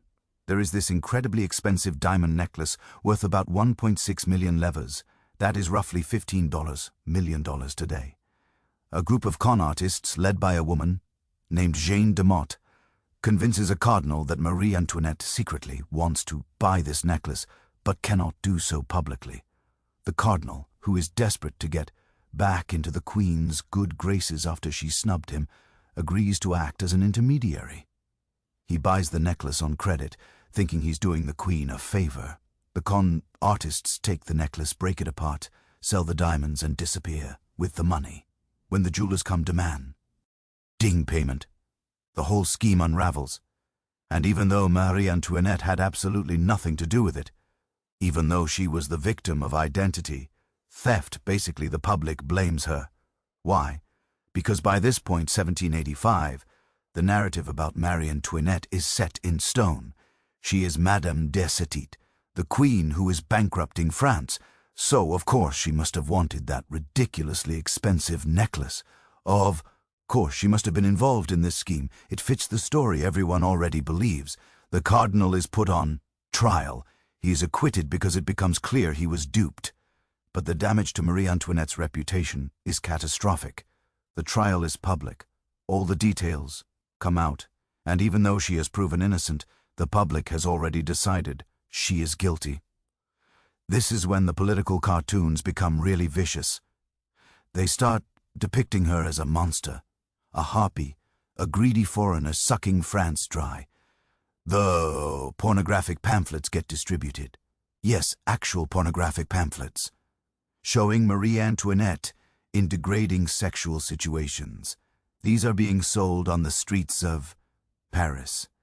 This is character assassination on a massive coordinated scale, and Marie Antoinette has no good way to fight back because defending yourself from rumors just makes you look guilty.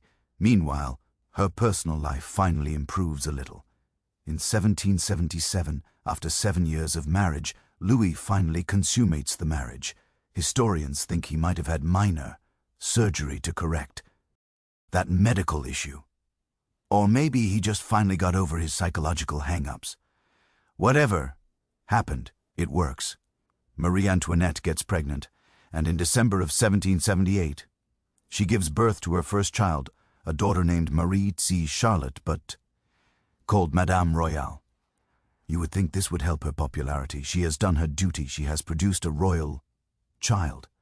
But no, people are disappointed it is not a boy, and the rumors continue. In 1781, she has a son, the Dauphin Louis Joseph, finally a male heir.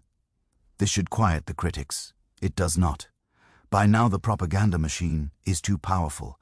Nothing Marie Antoinette does can repair her image, and here is the really tragic part. While all this is happening, while she is being destroyed in the court of public opinion, Maria Antoinette is actually becoming a more serious, more mature person. After having children, she becomes less frivolous. She spends more time on charitable work. She visits hospitals. She donates to the poor. She takes her role as queen more seriously. But none of this gets reported. The newspapers and pamphlets are only interested in scandal. They want stories about her excess, her affairs, her betrayal of France, so that is what they publish, whether it is true or not. By 1789, when the French Revolution begins, Marie Antoinette's reputation is so thoroughly destroyed that she has become a symbol of everything wrong with the monarchy, not because of what she actually did, but because of what people believe she did. Let me be clear about something. Marie Antoinette was not a perfect person. She was spoiled. She was tone-deaf to the suffering of common people. She did spend too much money on luxuries while France struggled economically. These are fair criticisms, but she was also a scapegoat, a convenient target for rage that was really about decades of terrible governance, economic inequality, and social injustice that had nothing to do with her. She was 14 when she arrived in France, 14, a child, bride in a foreign country, married to a man who could not or would not touch her for 7 years, blamed for problems that existed before she was born, turned into a monster by propaganda. And we have not even gotten to the most controversial part of her story yet. Because while all this is happening, while Marie Antoinette is being transformed from a person into a symbol of everything wrong with France, someone else enters her life. A Swedish count, handsome, charming, devoted, someone who will stay loyal to her even when everyone else abandons her. Someone whose relationship with hers will be debated by historians for over 2 centuries. Was Axel von Fersen her lover, the father of one or more of her children, her one true love, or just a devoted friend caught up in romantic speculation? Modern science has actually provided some surprising answers to these questions. We are talking about X-ray, technology revealing censored love letters, timing analysis of pregnancies, physical resemblance, CES, that are hard to ignore. The evidence is pretty compelling, and it is going to change how you see Marie Antoinette's final years, because in the middle of all this political chaos, all this public hatred, she might have found the one thing that made it all bearable, real love with someone who actually saw her as a person, not a symbol or a diplomatic tool. So let us meet Count Axel von Fersen and discover what modern science has finally revealed about one of history's most debated royal romances. Sometimes the most important relationships in our lives begin with the simplest moments. A glance across a crowded room, a conversation that lasts just a little too long, a feeling that this person, this stranger, somehow stands you in a way no one else does. For Maria Antoinette and Count Axel von Fersen, it all started at a masked ball in January 1774. She was 18 years old, already frustrated in her unconsummated marriage. He was also 18, a Swedish aristocrat, on his grand tour of Europe. They talked for a long time that night, both wearing masks, both pretending to be people they were not. It was carnival season where normal rules were suspended and everyone could be whoever they wanted to be. Just 2 young people talking and laughing, not a queen and a count, but just 2 people. And then the masks came off. Now, here is where the story gets interesting, because Axel von Fersen does not immediately become Marie Antoinette's lover. This is not some instant scandalous affair.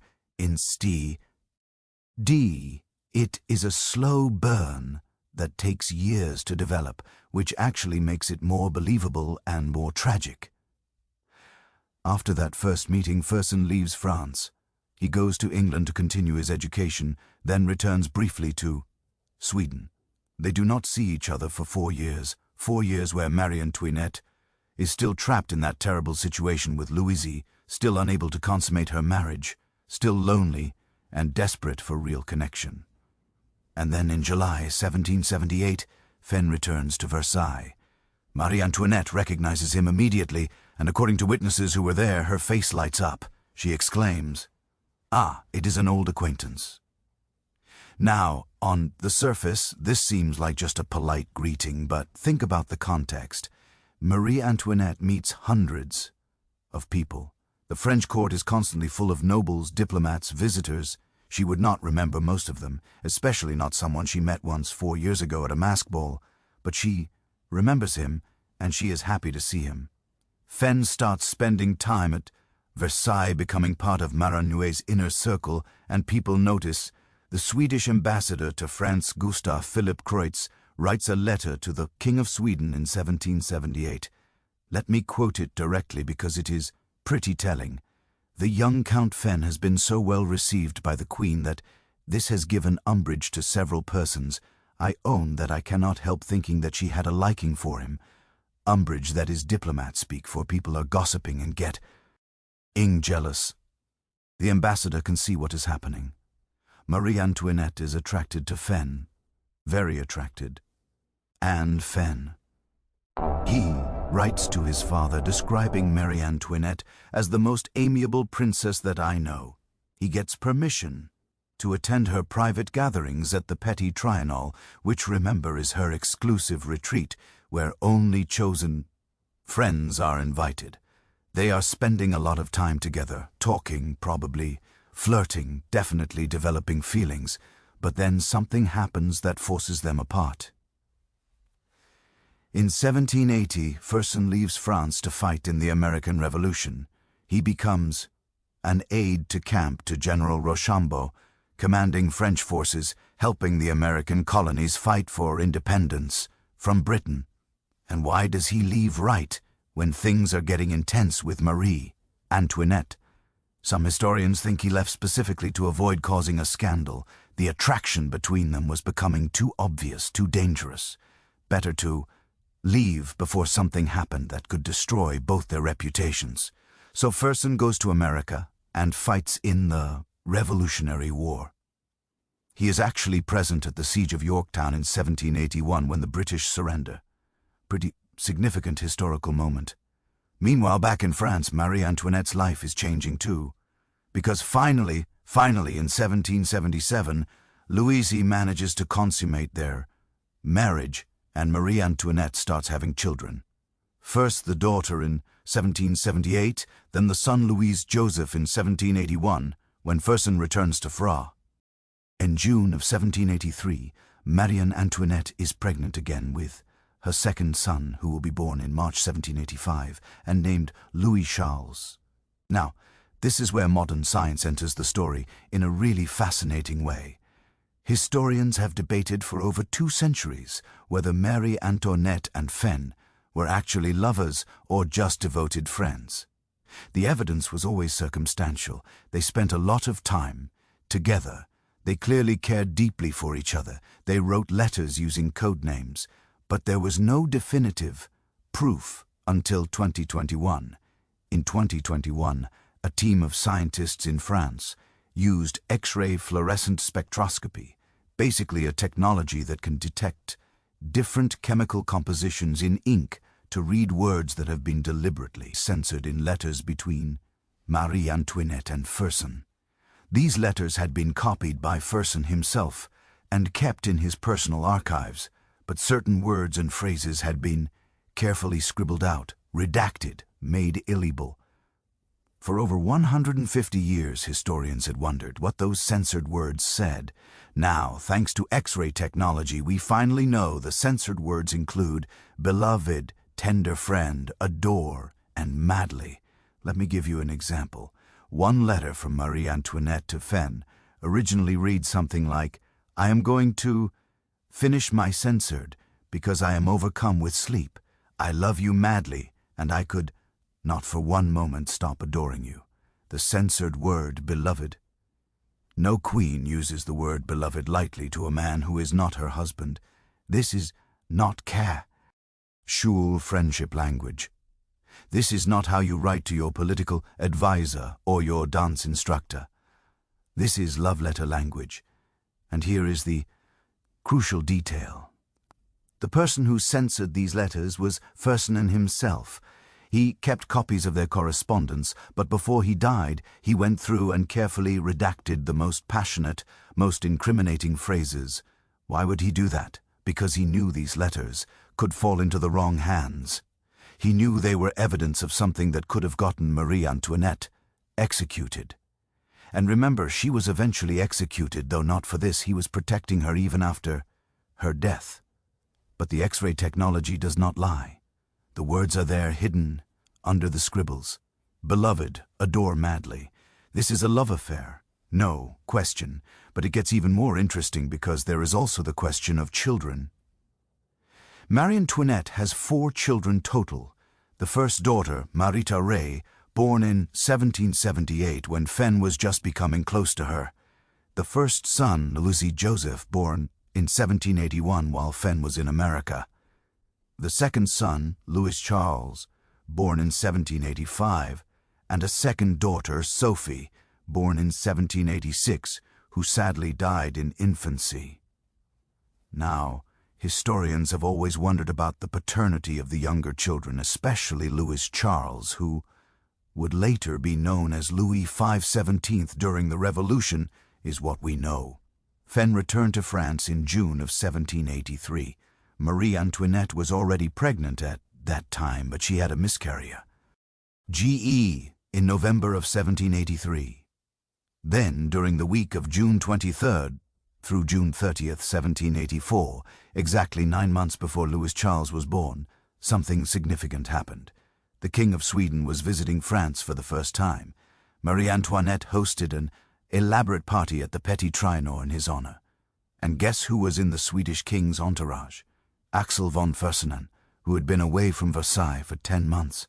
Fersen had his own apartment at the Petit Trianon directly above Marie-Antoinette's rooms. The head of the Royal Guard later reported that when Fersen was at the Petit Trianon, he would stay for days at a time, and that Louis knew about it but did not seem to care. 9 months after that week, in June 1784, Louis Charles was born. March 27th, 1785. Now, could Louis XVI be the father? Possibly he was Marie Antoinette's husband after all. But here is the interesting thing. Before Ferdinand returned in 1783, it took Marie Antoinette 7 years to have her first child, then 3 more years to have her second. That is, 2 pregnancies in 10 years. But within a month of returning, she goes from 2 pregnancies in 10 years to having 3 pregnancies in 3 years. The first ended in miscarriage, but then came Louis Charles and then Sophie. The timing is suggestive to say the least, and people at the time noticed. There were whispers that Louis Charles did not look like the rest of the royal family, that he bore a striking resemblance to Fenn instead. In 2019, a French geneticist claimed to have proven through DNA testing of preserved hair samples that Louis XVI was definitely Louis Charles's father, but other scientists have questioned that study's methodology and sample authenticity. The debate continues. Personally, based on all the evidence, the love letters, the timing, the eyewitness accounts, the physical resemblance, I think there is a very strong case that Fenn and Marie Antoinette were lovers and that he might have fathered at least one of her children. But here is what really matters. Whether or not they had a physical affair, they definitely had an emotional one, and in many ways that is even more significant. Fersen wrote in his diary about a woman he called Elle, which is French for she. He wrote about how much he loved Elle, how he thought about her constantly, how he could never marry anyone else because his heart belonged to her. Everyone who has read these diary entries agrees that Elle is Marie Antoinette. Fenn never names her directly because he's being discreet, but the context makes it obvious. In one entry he writes, "Cannot marry be because I cannot belong to the only person I want to belong to, the only one who truly loves me." That is heartbreaking because he is right. He cannot belong to her. She is married to the King of France. Oh, any relationship between them is forbidden, dangerous, impossible. But they continue it anyway, For years, through all the mounting political tensions, through the early days of the revolution, through everything, Marie Antoinette trusts Fen completely. She writes to him about her fears, her frustrations, her desperation. When she needs advice, she turns to him. When she needs comfort, he provides it. And when the revolution truly explodes, when the royal family is in genuine danger, Fersen does not abandon her like almost everyone else does. He stays loyal. He risks his life trying to help her. But before we get to that final tragic chapter, I want you to understand what this relationship meant to Marie-Antoinette. For most of her life, she had been treated as an object, a diplomatic tool to cement an alliance between Austria and France, a womb to produce French heirs, a symbol of everything wrong with the monarchy. But with Fersen, she was just Marie, not Marie-Antoinette the Queen, not the Austrian woman, not Madame Deficit, just a person who loved and was loved in return. In the middle of all the hatred, all the propaganda, all the pressure, she had this one relationship that was real, this one person who saw her as a human being. That is why the letters are so passionate. That is why she used words like beloved and adore and madly, because for the first time in her life, she was experiencing what it felt like to be genuinely loved for who she was, not for what she represented. And Fen felt the same way. He turned down multiple opportunities to marry wealthy, suitable women. His family begged him to settle down, produce heirs, do his aristocratic duty. He refused because his heart belonged to someone he could never have. It is one of the great tragic romances of history, not because it is a fairy tale, but because it is real. Two people who genuinely loved each other, but were kept apart by circumstances beyond their control. And when the French Revolution starts tearing everything apart, when the mob is literally storming Versailles, when Marie Antoinette's life is in mortal danger, Fen is going to do everything in his power to save her. He is going to organize an escape attempt so daring, so elaborate that it almost works. And when it fails, when everything falls apart in the worst possible way, the consequences are going to seal Marie-Antoinette's fate, because that failed escape attempt, the flight to Vahan, as it becomes known, turns the French people's anger into absolute fury. It proves in their minds that the king and queen are traitors trying to flee the country and bring foreign armies back to crush the revolution. From that point on, there is no forgiveness, no mercy, no way back. The guillotine becomes inevitable, and through it all, Axel von Fersen will remain devoted to the woman he loves, even when everyone else has abandoned her, even when trying to help her means risking his own life, even when there is no hope left at all. There are moments in history where everything changes in a single night, where the world you went to sleep in is completely different from the world you wake up to, for Marie Antoinette. That night is October 5th, 1789. The French Revolution has been building for months. The Bastille fell in July. The streets of Paris are filled with angry mobs demanding bread, demanding change, demanding blood. But Versailles, that glittering palace 12 miles outside the city, has remained relatively safe. The royal family is still there, still going through the motions of courtly life, still hoping this will somehow blow over. They are living in a fantasy, and that fantasy is about to shatter violently. On October 5th, thousands of women, and I mean thousands, estimates range from 7 to 10,000, march from Paris to Versailles. They are angry about bread, shortages, about high prices, about the fact that they are starving while the royals live in luxury. They are armed with pikes, axes, muskets.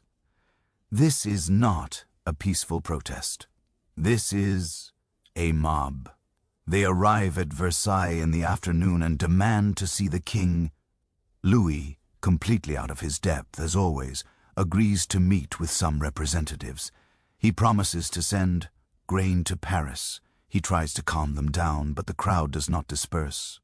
They camp outside the palace all night, and as the night goes on, they get angrier, drunker, more violent. At Around 5 in the morning on October 6th, some of the mob breaks into the palace. They are hunting for the queen. They want Marie Antoinette specifically. They are shouting, "We will kill the Austrian. We will cut off her head." Marie Antoinette wakes up to the sound of her guards being murdered outside her bedroom. One of her ladies in waiting rushes in and screams at her to run. Marie Antoinette flees in her nightgown, barefoot running through the secret passages of Versailles while the mob tears through her rooms looking for her. They do not find her. She makes it to the king's chambers, but it is terrifyingly close. If she had been 30 seconds slower, if that lady in waiting had not woken her in time, Marie Antoinette would have been killed that night. Eventually, Lafayette, the general who helped win the American Revolution and is now trying to maintain order in France, manages to calm the mob down. But the price is this: the royal family must return to Paris. They must leave Versailles and move to the Tuileries Palace in the center of the city, where the people can watch them. This is essentially house arrest. They are prisoners now, even if no one is saying it out loud. The royal family is forced to ride in a carriage back to Paris, surrounded by the mob.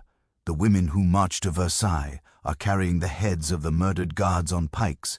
They are singing and celebrating. This is their victory parade. Marie Antoinette sits in that carriage, with her children, watching this nightmare unfold, knowing that her life as she knew it is over. And where is Fenn during all this? He is in Sweden on diplomatic business. And when he hears what happened, he's absolutely frantic. He immediately starts making plans to return to France, to help her, to do something. The next year and a half is a slow-motion disaster. The royal family is trapped in Paris.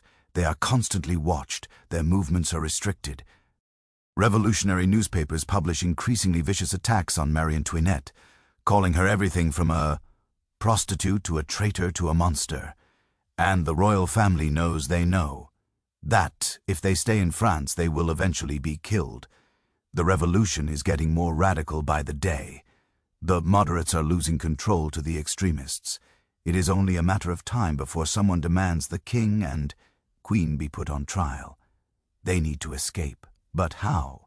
This is where Fenn re-enters the story in a big way, because he is the one who organizes what becomes known as the flight to Venise. The royal family's desperate attempt to flee France. The plan is elaborate, maybe too elaborate. Here is how it is supposed to work. On the night of June 20th, 1791, the royal family will sneak out of the Tuileries Palace in disguise. They will travel by carriage to the northeastern border of France near Austria, where royalist military units are waiting to protect them. Once safely across the border, they can regroup, gather support from other European monarchies, and potentially return to France with an army to restore order. Fenn spends months planning every detail. He arranges the carriage, a huge, extensive, highly conspicuous carriage that should have been a red flag right there. He coordinates with the military units. He creates a cover story. He risks his life repeatedly sneaking in and out of Paris to finalize the arrangements, and Marie Antoinette trusts him completely. She puts her life, her children's lives, her husband's life in Fersen's hands. The night of the escape, June 20th, 1791, starts off successfully. Fersen himself drives the carriage for the first part of the journey. Disguised as a coachman, he gets them out of Paris without being detected. It is working, but then Fersen has to leave them. He cannot accompany them the whole way without raising suspicion, so he says goodbye to Marie Antoinette, probably for what they both fear might be the last time, and turns the driving over to others. And this is where everything starts to go wrong. The carriage is too slow. It is so heavy and ornate that it cannot travel fast enough to stay ahead of pursuit. They fall behind schedule. The military units that are supposed to meet them at various points along the route are not where they are supposed to be. Either they left too early thinking the royal family was not coming, or they never got the messages about the exact timing. The disguises are not good enough. Louis is a terrible actor. He keeps doing things that draw attention. At one point he leans out of the carriage window to look at something, and someone recognizes his profile from the coins. And here is the critical mistake. They stop in the town of Smen-Manu to change horses, and the postmaster there, a man named Jean-Baptiste Douer, recognizes Louis. He is almost certain that this servant in the carriage is actually the king. Douer races ahead to the next town, Vennes, and organizes a roadblock. And the royal carriage arrives in Vennes around 11. At night, on June 21st, they are stopped, questioned, identified. The King of France has been caught trying to flee the country. Can you imagine the despair? They were so close, just 30 meters from the border, 30 miles from safety. If they had been in a faster carriage, if the military units had been positioned correctly, if they had not stopped in Saint-Manhood, they might have made it. But they did not make it, and the consequences are catastrophic. News spreads across France like wildfire. The king tried to abandon the revolution. He tried to flee to Austria, Maria's homeland, to get foreign armies, to invade France. This proves in the minds of the revolutionaries that the royal family are traitors. The assembly sends representatives to bring them back to Paris. The return journey is a nightmare. Crowds gather along the route shouting insults, throwing things at the carriage. The hatred is palpable. When they arrive back in Paris on June 25th, the city is dead silent. No one cheers, no one bows, they just stare. With cold contempt, the monarchy has lost whatever remaining goodwill it had. From this point on, there is no going back. The assembly suspends the king's powers. They are definitely prisoners now, and the calls for putting them on trial, for executing them, grow louder every day. Marie Antoinette writes to Fenn in secret using code and invisible ink. She tells him, "Our position is dreadful, but do not worry too much. I am taking heart, and I have something inside me that tells me that we will soon be happy and saved." She is trying to stay hopeful, but it is false hope. She has to know on some level how bad this is. Fenn is beside himself. He blames himself for the failure of the escape. If he had planned better, if he had chosen a different route, if he had stayed with them longer, he starts desperately trying to organize another rescue attempt, contacting foreign governments, looking for any way to save her. But time is running out. In August of 1792, revolutionaries storm the Tuileries Palace again. This time, they're not just demanding concessions. They are demanding the end of the monarchy entirely. The royal family barely escapes with their lives and is moved to the Temple Tower, a medieval fortress in Paris that becomes their prison. The conditions are harsh. They are watched constantly. Their every movement is monitored. They are allowed almost no privacy, no dignity. Marie Antoinette's son, the boy who might be Fenn's child, is eventually taken away from her and put in the care of revolutionary guards who deliberately mistreat him to cure him of his aristocratic habits. In December of 1792, Louis XVI is put on trial for treason. The verdict is predetermined. He's found guilty and sentenced to death. On January 21st, 1793, Louis is executed by guillotine. Marie Antoinette is forced to listen to the preparations, the drums, the crowds gathering from her prison cell. She cannot see it happen, but she knows. She knows her husband is being killed. Now, she is alone, widowed, imprisoned, and she knows she is next. Fenn, when he hears about Louis's execution, redoubles his efforts to save Marie Antoinette.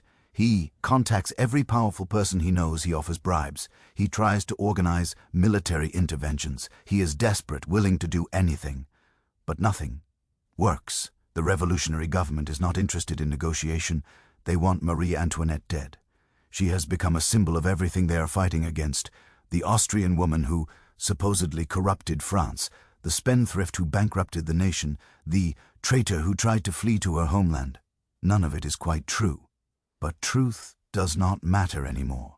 The revolution has created its own narrative, and Marie Antoinette is the villain. In August of 1793, she is moved from the Temple Tower to the Conciergerie prison. This is where they take people who are about to be executed. Everyone knows what this means. Her trial, when it finally happens in October, is even more of a sham than Louise's. The charges are absurd. They accuse her of sending French gold to Austria, of plotting with foreign enemies, and in the most disgusting accusation, they charge her with sexually abusing her own son. This last charge is so vile, so obviously fabricated, that even some of the revolutionaries are uncomfortable with it. But they include it anyway because they want to destroy her completely. Not just kill her, but destro. Why her reputation so thoroughly that no one will mourn her? Marie Antoinette's response to this accusation is one of the few moments where her dignity shines through. She stands up in the courtroom and says, "If I have not responded, it is because nature itself refuses to answer such a charge against a mother. I appeal to all mothers present." Even in the hostile courtroom, this creates a moment of silence because everyone knows this is a lie. Everyone knows they are destroying an innocent woman. But it does not matter. She is found guilty, sentenced to death. The execution is scheduled for October 16, 1793. The night before her execution, Marie Antoinette writes a letter to her sister-in-law. It is her last letter, and it is heartbreaking. She writes about her children, about her hope that they will be taken care of. She forgives her enemies. She expresses her faith in God. She does not mention Fen directly, of course, but there is a line that historians think might be about him. She writes about the pain of being separated from all those dear to my heart, all those dear to her heart, the children she will never see again. And maybe, just maybe, the Swedish count who loved her when no one else just did. On the morning of October 16, 1793, Marie Antoinette is taken from her cell. Her hair has turned white from stress. She is only 37 years old, but looks decades older. She is dressed in a plain, white dress, her hands tied behind her back. They put her in a cart, not even a carriage, just an open cart like they use for common criminals, and parade her through the streets of Paris to the Place Reval where the guillotine waits. Thousands of people line the streets to watch. Some are shouting insults, some are silent. A few brave souls bow or make the sign of the cross, risking their own lives to show respect. Marie Antoinette sits in that cart with perfect composure. She does not cry. She does not beg. She maintains her dignity even when everything else has been taken from her. At the guillotine, she accidentally steps on the executioner's foot while climbing the scaffold. Her last words are, "Pardon me, sir. I did not do it on purpose." Even facing death, she remembers her manners. The blade falls at 12:15 in the afternoon. The executioner holds up her severed head to the crowd. They cheer. They celebrate. They think they've killed a monster, but all they've really killed is a woman, a complicated, flawed, human woman who was born into a role she never asked for, who became a scapegoat for problems she did not create, who found love in impossible circumstances and paid the ultimate price for daring to be more than the symbol everyone wanted her to be. And Fersen, when he learns of her execution the day after it happens, he writes in his diary, "I could only think of my loss. I have lost everything I had in this world. The one I loved so much, for whom I would have given my life 1,000 times over, is no more. He never marries, never moves on for the next 17 years. He lives with that grief." And in 1810, in a cruel twist of fate, Fen himself is killed by an angry mob in Stockholm during political unrest. He is beaten to death in the street, much like the guards at Versailles were killed the night Marouinette fled for her life. It is as if history decided they should have similar fates, both victims of mob violence, both dying because they were caught in the crossfire of political chaos they could not control. Their story does not have a happy ending, but it is real. And maybe that is what makes it matter, because it shows us that even in the worst circumstances, even when the world is literally falling apart around you, love can still exist, loyalty can still exist, dignity can still exist. Marie Antoinette and Axel von Fersen were not perfect people, but they were real, or people who loved each other in a time when that love was forbidden and dangerous and ultimately tragic. And they are not the only ones. History is full of women who broke the rules, who defied expectations, who chose love or power or freedom over safety. Some of them wore men's clothes and fought duels. Some became pirates. Some were crowned after death. Their stories are wild, shocking, and completely true. So, let us meet some of these other remarkable rule-breakers who scandalize their societies in ways that make even Georgiana, Carolina, and Marie Antoinette look almost conventional by comparison. Let me ask you something. When you think about woe, men breaking rules in the 1700s and 1800s, what comes to mind? Love affairs, political intrigue, maybe gambling, debts.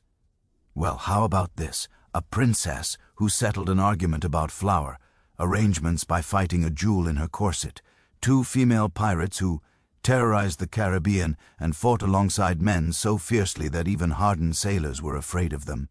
Oh, Portuguese noblewoman who was stabbed to death, then exhumed years later, dressed in royal robes, crowned as queen, and her corpse forced to receive the homage of the entire court. Yes, these are all real, and they are just the beginning, because while Georgiana, Caroline, Matilda, and Marie Antoinette were breaking rules in relatively predictable ways, affairs, politics, gambling, there were other women out there who looked at society's expectations and said, you know what, I am going to do something absolutely wild instead. Let me introduce you to some of the most audacious rule breakers in history. First up, Princess says Pauline von Metternich, and I want you to understand right away that this woman was already a force of nature before the jewel. She was one of the most influential women into 19th century Vienna, a patron of the arts, a fashion icon married to the Austrian ambassador to France. She threw parties that made Marie Antoinette's gatherings at the Petit Trianon look tame. But in 1892, when Pauline is in her 50 seconds, yes, 50 seconds, she gets into an argument with Countess Hilman Seg. And what are they arguing about? UT, national security, political philosophy, the rights of women. No, they are arguing about flower arrangements. I am not kidding. They are planning some kind of charity event or exhibition, and they disagree about how the flowers should be arranged. The argument escalates. Words are exchanged, and Pauline, being Pauline, decides there is only one way to settle this like honorable aristocrats. A duel. Now, women fighting duels was extremely rare, but not completely unheard of. What makes this duel absolutely legendary is how they decide to do it. They strip down to their corsets. Why? Because Pauline's physician, a woman, yes, a female doctor in 1892, which is also remarkable, advises them that if they fight in their regular clothes and get cut, the fabric might cause infection. So the logical solution is to duel in their underwear. So you have two aristocratic women in their 50s standing in a garden or private room somewhere, wearing nothing but their corsets, holding swords or possibly pistols, depending on which account you read, ready to fight to the death over floral arrangements. This actually happens. Pauline gets wounded, a cut on her nose, but both women survive, and the scandal is enormous because no matter how you spin it, two princesses fought a duel in their underwear over flowers. That is breaking the rules in the most spectacular way possible. But at least Pauline was raised as nobility and breaking rules from a position of privilege. What about women who broke so many rules they had to completely reinvent themselves? Let me tell you about Mary Read and Anne Bonny, the two most notorious female pirates of the 18th century. Mary Read's story starts in England in the late 1600s. She is born illegitimate, which already puts her at a disadvantage. Her mother dresses her as a boy to deceive her husband's family into supporting them. So Mary grows up living as a boy, wearing boys' clothes, doing boys' work, and she discovers she likes it. She likes the freedom. She likes not being constrained by women's clothing and women's expectations. So even after she is old enough to know better, she keeps dressing as a man. She joins the British Army as a man. She fights in battles. She becomes a soldier. Can you imagine the constant fear of being discovered? One accident, one injury requiring medical treatment, and her secret is exposed. Eventually, she falls in love with a fellow soldier, reveals her true identity to him, and they get married. Finally, she can live as a woman, right? Wrong.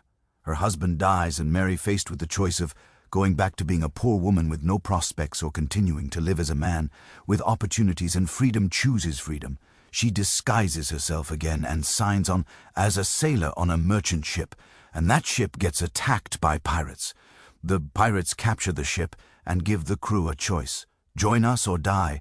Mary joins them and she becomes a pirate. Now she is part of Calico Jack, Rackham's crew, one of the most famous pirate crews in the Caribbean. And on that crew is another woman disguised as a man, Anne Bonny. Anne Bonny's story is almost as wild. She is born in Ireland to a wealthy lawyer father who moves the family to the American colonies. She grows up privileged but wild. She supposedly stabs a servant girl with a table knife during an argument. She marries a small-time pirate against her father's wishes.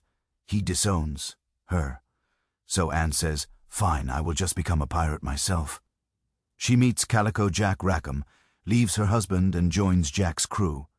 She dresses as a man, fights as a man, lives as a man, and she is good at it, really good. Witnesses who survived encounters with her crew say she was one of the fiercest fighters, always in the thick of battle, showing no mercy. When Mary Red joins the crew, these two women recognize something in each other. Some accounts say Anne was attracted to Mary while still thinking Mary was a man. Other accounts say they became friends and confidants, the only two women in a world of brutal male pirates.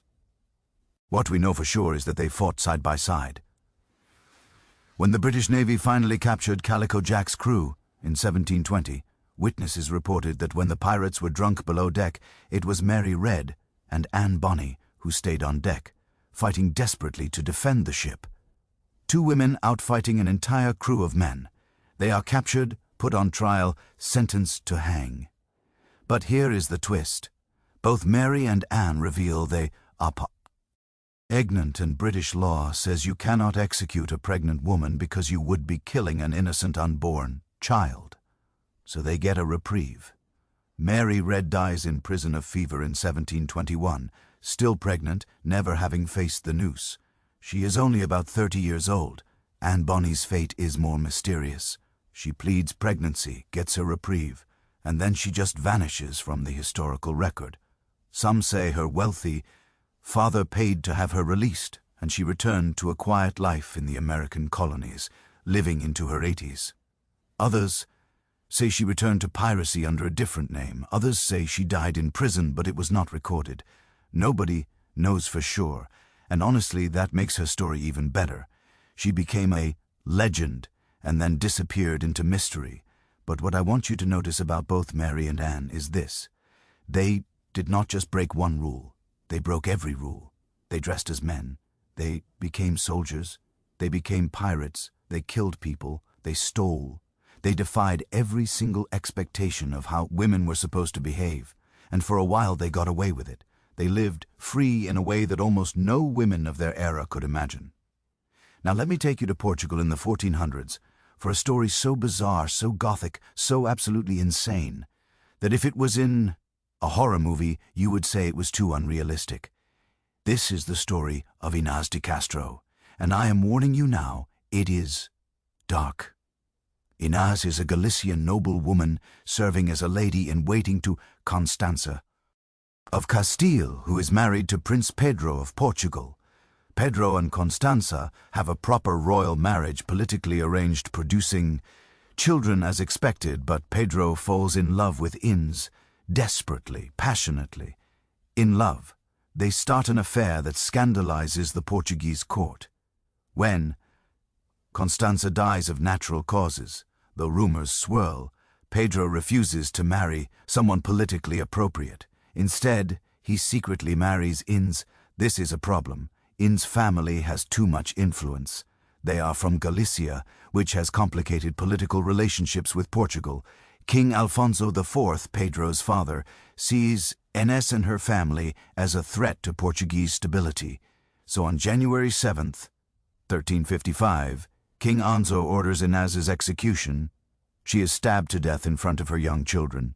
Pedro is away from court when this happens. When he returns and discovers what his father has done, he goes absolutely insane with grief and rage.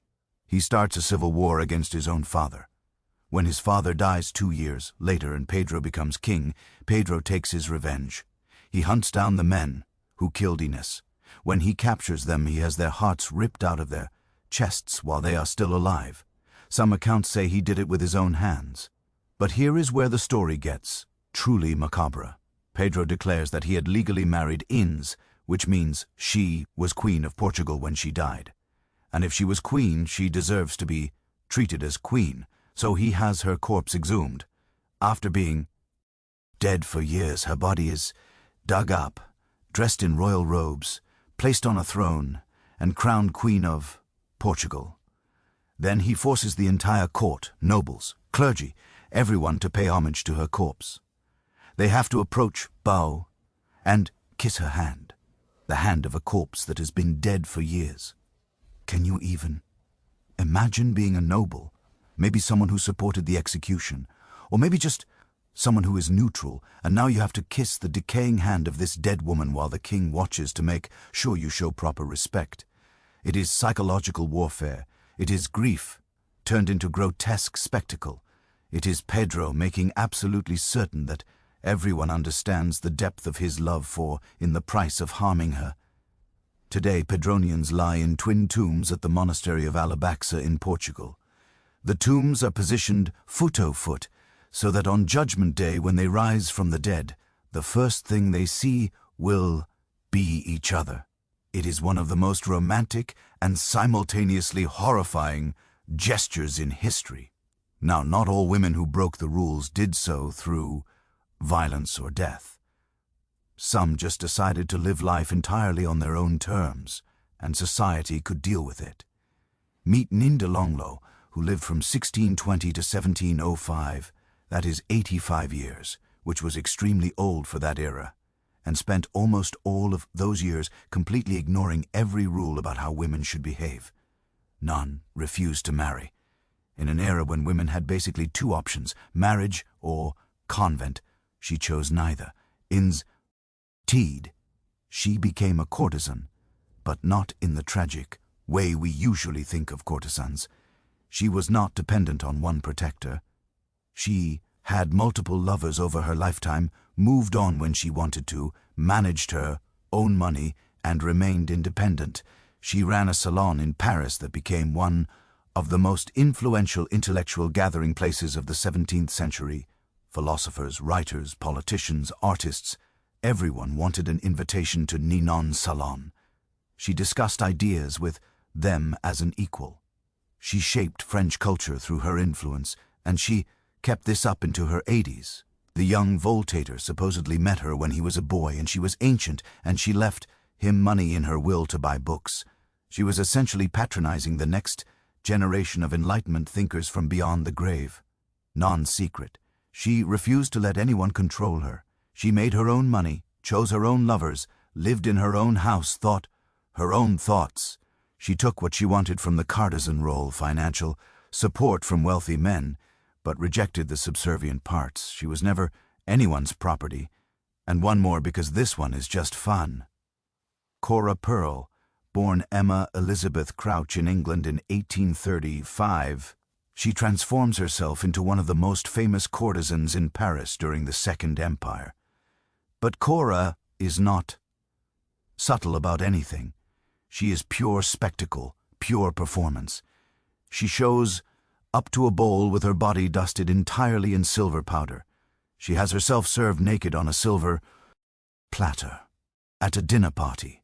Yes, actually lying on a platter like she is the main course. She wears outrageous outfits. She has affairs with Napoleon III's relatives. She lives in shocking luxury and makes sure everyone knows about it. Is she breaking rules? Absolutely. But she is doing it so publicly, so outrageously, that it almost becomes art. She is turning the role of courtesan into a kind of performance piece, making mockery of the very society that both condemns and desires her. Now, what do all these women have in common? Pauline dueling in her corset, Mary and Anne becoming pirates, Inez being crowned after death, non-refusing marriage for 85 years, Cora serving herself on a platter. They all refused to be invisible. They all decided that whatever price society would make them pay, it was worth it to live authentically, boldly, on their own terms. Some paid with their lives. Some became legends. Some were condemned. Some were secretly admired, but none of them were forgotten. And that brings us to a crucial question. What did all these rule-breaking women, from Georgiana to Caroline to Marouinette to the pirates and duelists and courtesans, what did they actually accomplish? What price did they really pay? And what can we learn from their choices centuries later? Because their stories are not just entertaining scandals.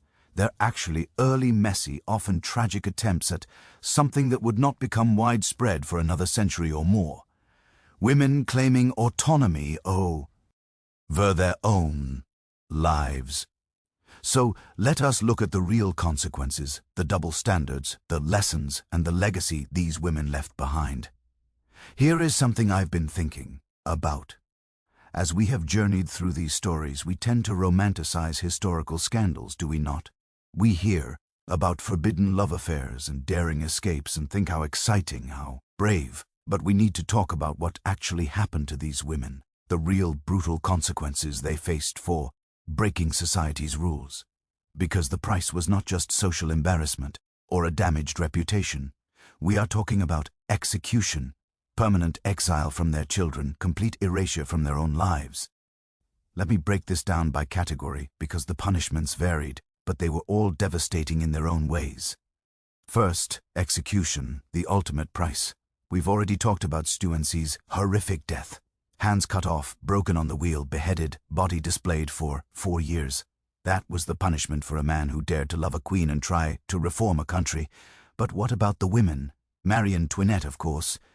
Guillotined at 37 after months of imprisonment from her children, subjected to a sham trial with accusations so vile they shocked even her enemies. Her last words were an apology for stepping on the executioner's foot, but there were others. Throughout history, women caught in adultery with royalty faced death. It was considered a form of treason because you were potentially reducing false heirs into the royal bloodline.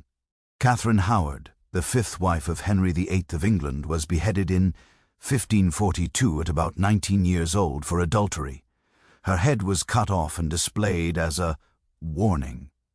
Anne Boleyn, Henry's second wife, was executed on charges of adultery that were almost certainly fabricated. She was 29.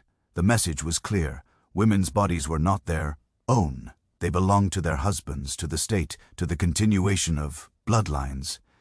Any sexual autonomy was literally a crime punishable by death. Compare this to the men.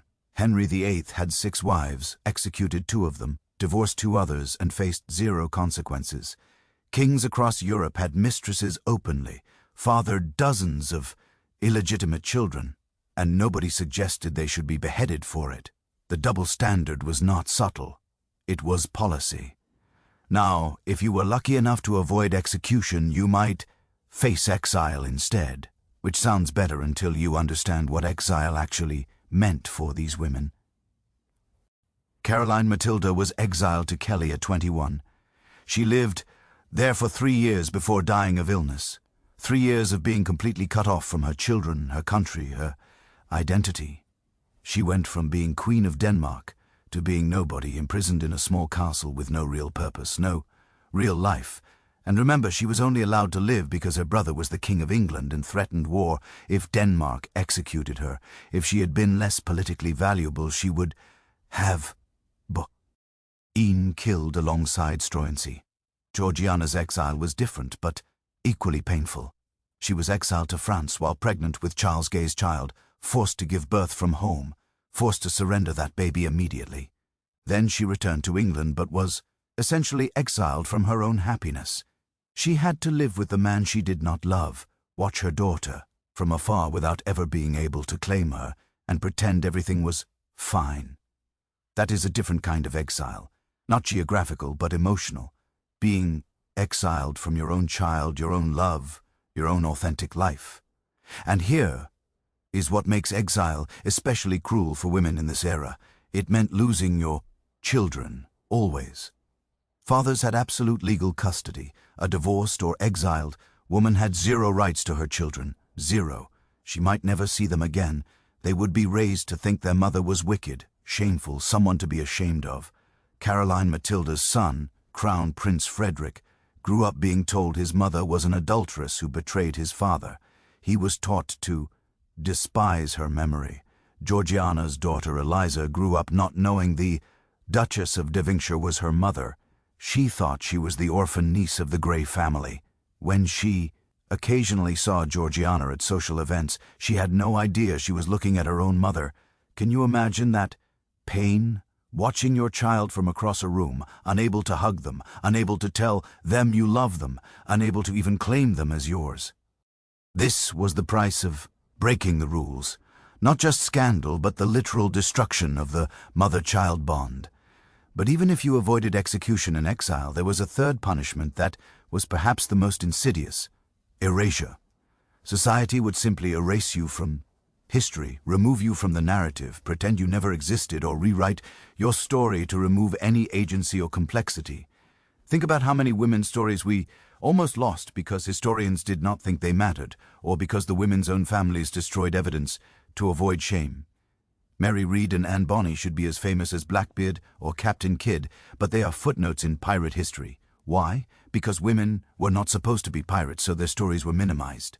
The countless mistresses, courtesans, and influential women who shaped politics through their salons and their relationships, how many of them have we never heard of because their contributions were not considered proper history?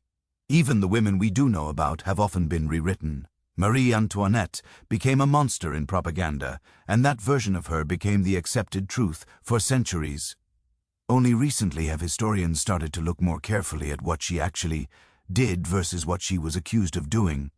Georgiana was remembered primarily for her gambling debts and scandals, not for her genuine political influence or her charity work. Caroline Matilda was labeled an adulteress, not recognized as someone who supported progressive reforms that could have improved Denmark. History erased their complexity, turned them into one-dimensional villains or victims, forgot that they were full human beings with contradictions, talents, flaws, dreams. And let us talk about the double standard, because it is so blatant it hurts. When the Duke of Devonshire had 2 illegitimate children with Lady Elizabeth Foster and brought her to live in his house with his wife, society gossiped but accepted it. Men were expected to have mistresses. It was normal, even admired in some circles, a sign of virality. When Georgiana had one affair with Charles Grey and 1 illegitimate child, she was threatened with losing everything. Her husband used it as leverage to control her for the rest of her life. When King Christian I of Denmark visited prostitutes constantly, had illegitimate children, and publicly humiliated his wife, nobody suggested he should be removed from the throne. When Caroline Matilda had an affair with Struensee, she was divorced, exiled, and nearly executed. When Louis V XVI was ineffective, indecisive, and contribute crisis through poor governance, he was eventually executed, but his failures were seen as political, not moral. When Marie Antoinette spent money, less money, than her husband spent on hunting and locksmithing, by the way, she was labeled Madame Deficit and blamed for bankrupting France. The pattern is clear. Men could do almost anything and remain men. women who did the same. Things became monsters. But here is what I find interesting. Despite these horrific consequences, despite knowing what could happen to them, women kept breaking the rules. Why? I think it is because the alternative, living a lie, being controlled, having no autonomy, felt worse than the potential punishment. At least if you broke the rules, you got to live authentically, even if only briefly. Georgiana had a few years of genuine happiness with Charles Grey. That affair gave her something real in a life full of performance and emptiness. Was it worth the price she paid? She might say, yes. Caroli Matilda had maybe 2 years of real partnership with Struensee, where she was respected as an intellectual equal, where she was helping to reform a country, where she was loved for who she was 2 years out of 23. But maybe those 2 years were worth everything.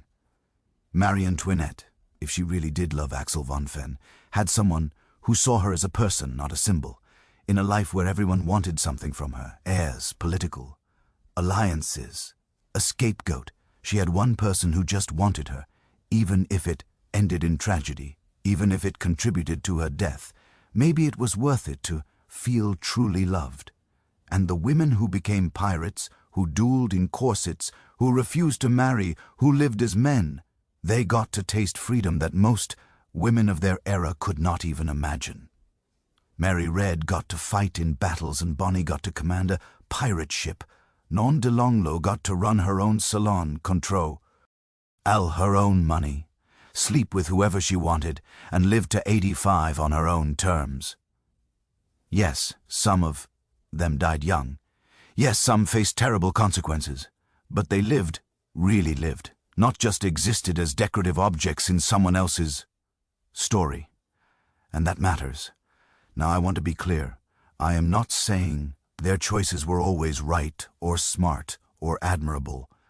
Georgiana hurt people with her gambling debts.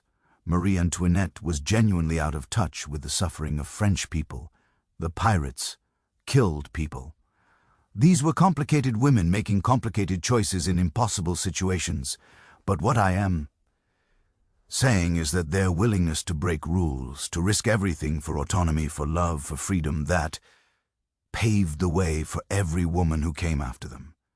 Every time a woman in the 1800s got a little more freedom, a little more legal rights, a little more respect, it was partly because women before her had broken the rules so thoroughly that society had to adapt.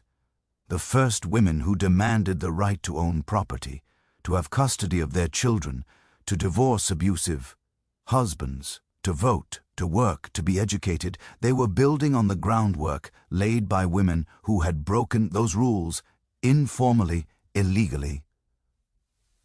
Georgiana's political campaigning was scandalous in 1784. By the mid-1800s, women were organizing political movements. By the early 1900s, they were voting. Caroline Matilda and Struensee's progressive reforms were undone after their deaths, but the ideas did not die. Denmark eventually adopted many of those same reforms just decades later. Marie Antoinette's tragedy showed the world what happens when propaganda and mob justice replace actual justice. Her execution was one of the moments that made people start questioning whether the French Revolution had gone too far. These women were not trying to be revolutionaries, they were just trying to live. But by living authentically in a world that demanded they conform, they became revolutionaries anyway. So what is their legacy? It is complicated, messy, imperfect, just like they were, but it is real and it mattered.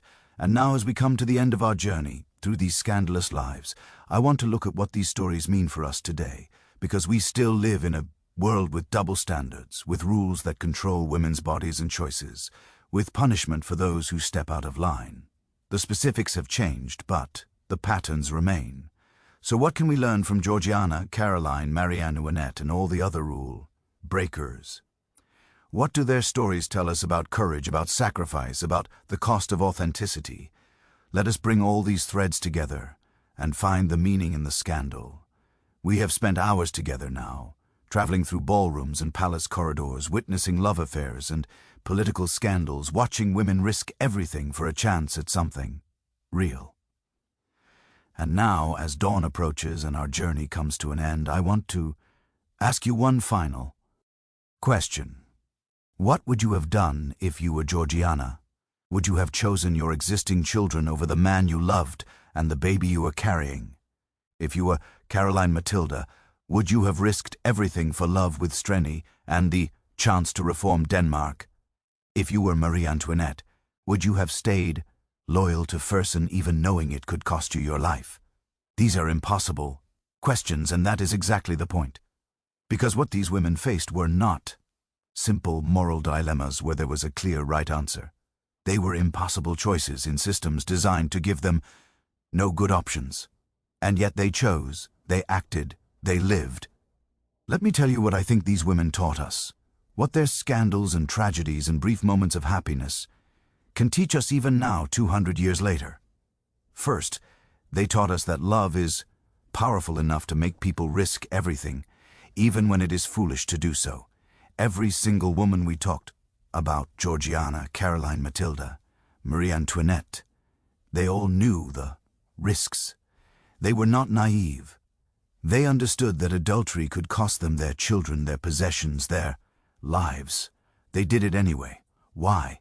Because when you are trapped in a loveless marriage, when you are treated as property rather than a person, when you have spent years feeling invisible or controlled or unwanted, and then someone sees you, really sees you, it changes everything. Fersen saw Marie Antoinette as Marie, not as the Austrian woman, or the queen, or the scapegoat. He loved the person behind the crown. Streny saw Caroline Matilda as an intelligent partner capable of understanding philosophy and supporting political reform, not just a womb to produce heirs. Charles Grey saw Georgiana as passionate and political and worth-loving, not just as the Duchess or the gambling addict or the disappointing wife. And for these women, being seen like that, being loved for who they actually were, was worth the risk. Now, you might say that is irrational, that love is not worth dying for or losing your children for or destroying your life for, and maybe you are right. Maybe it is irrational, but humans are not poor, rational creatures. We are emotional, passionate, desperate for connection, and sometimes love makes us brave in ways that reason never could. Second, these women taught us that political change is dangerous, especially when you try to do too much too fast. Think about Struensee. He tried to transform Denmark overnight. 2,200 laws in less than 2 years, abolishing torture, establishing freedom of the press, dismantling aristocratic privilege, modernizing the entire country. And he was right. His reforms were progressive, enlightened, genuinely good for common people. But he moved so fast that he created too many enemies at once. The old nobility, the church, the conservatives, they all united against him because he threatened their power and they destroyed him. The lesson is not that reform is bad. The lesson is that reform requires building coalitions, moving strategically, understanding that entrenched power will fight back viciously when threatened.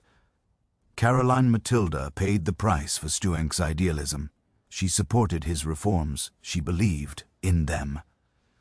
But she was punished when those reforms created enemies powerful enough to stage a coup. Georgiana learned this lesson too. After the 1784 election scandal, she mostly withdrew from public political work. She continued to influence politics behind the scenes, but she understood that being too visible as a woman in politics made her vulnerable to attacks. Third, these women taught us that society punishes women far more harshly than men for the exact same behavior. This one is so obvious throughout all these stories that it barely needs explaining, but I am going to say it anyway, because it is important. The Duke of Devonshire openly lived with his mistress, had children with her, brought her into his home. Society gossiped, but ultimately accepted it. Georgiana had one affair, one illegitimate child, and her husband used it to control her for the rest of her life, threatening to take away her other children if she did not comply with his wishes. King Christian I was mentally unstable, abusive, unfaithful. Nobody suggested removing him from the throne until the very end. Caroline Matilda had an affair with his doctor. She was divorced, exiled, and nearly executed. Louis XVI contributed massively to France's problems through income, intent, leadership. He was eventually executed, but for political reasons, not moral ones. Maria Antoinette spent less money than he did, but was labeled Madame Deficit and blamed for bankrupting France. Her execution was as much about destroying a symbol as punishing actual crimes. The double standard was policy. It was law. It was culture. And here is what is frustrating. We like to think we have moved past this, that modern society treats men and women equally when they break rules. But do we really? When a male politician has an affair, we call it a scandal and move on. When a female politician has an affair, we question her judgment, her morality, her fitness for office. When a man is ambitious and ruthless in business, we call him a strong leader. When a woman is ambitious and ruthless, we call her cold, calculating, unlikable. When a father prioritizes his career over spending time with his children, we say he is providing for his family. When a mother does the same thing, we say she is neglecting her children. The specifics have changed. We do not execute women for adultery anymore, thank goodness. But the pattern, the double standard, the harsher judgment, the different expectations, it is still there. Fourth, these women taught us that sometimes the only way to live authentically is to accept that you will be punished for it. Mary Red and Anne Bonny could have lived as poor women confined to women's work, women's expectations, women's limitations. Instead, they SS dead as men, became soldiers, became pirates, fought and killed and lived free. They knew they would be punished if caught. They did it anyway because the alternative, living a conventional woman's life, felt like a slower death. Nin de Longlo could have married, settled down, lived respectably. Instead, she refused marriage, had multiple lovers, ran an intellectual salon, and lived to 85 on her own terms.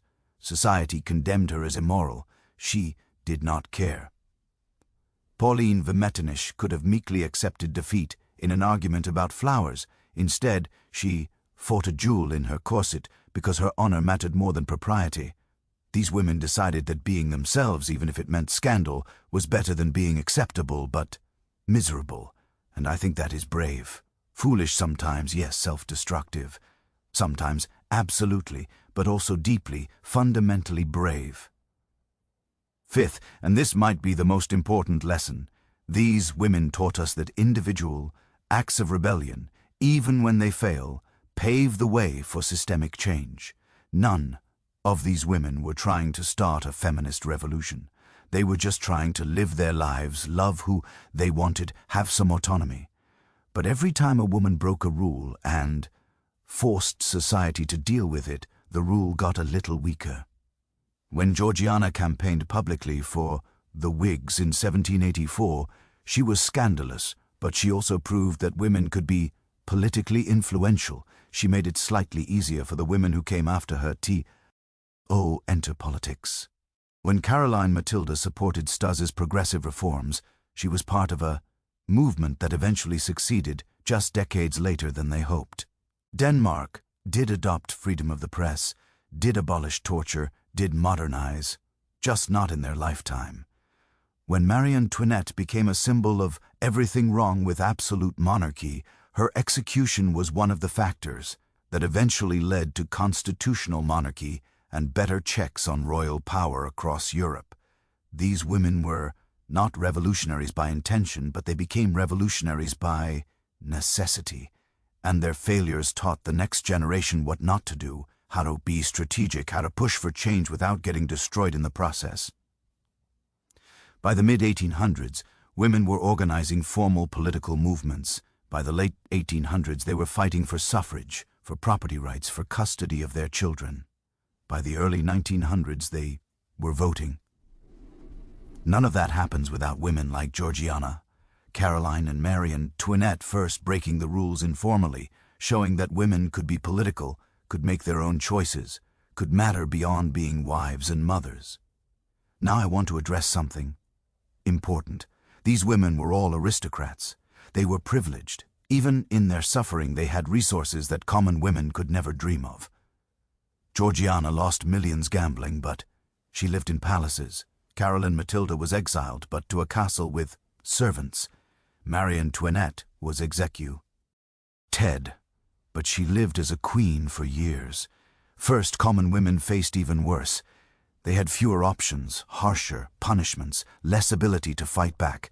The servant girls, the factory workers, the women who were raped by their employers with no recourse, the women who died in childbirth because they could not afford doctors. We do not know their names. We do not have their letters. We do not tell their stories. So when we talk about these aristocratic women as brave rule breakers, we need to remember that they represent only a tiny fraction of women's experiences. They are the stories that survive because they involved famous people. But every woman who quietly defied an abusive husband, who found ways to support herself, who protected her children, who survived impossible circumstances, they were brave too. More brave, maybe, because they had less to fall back on. Sixth, these women taught us that history remembers scandal more than substance.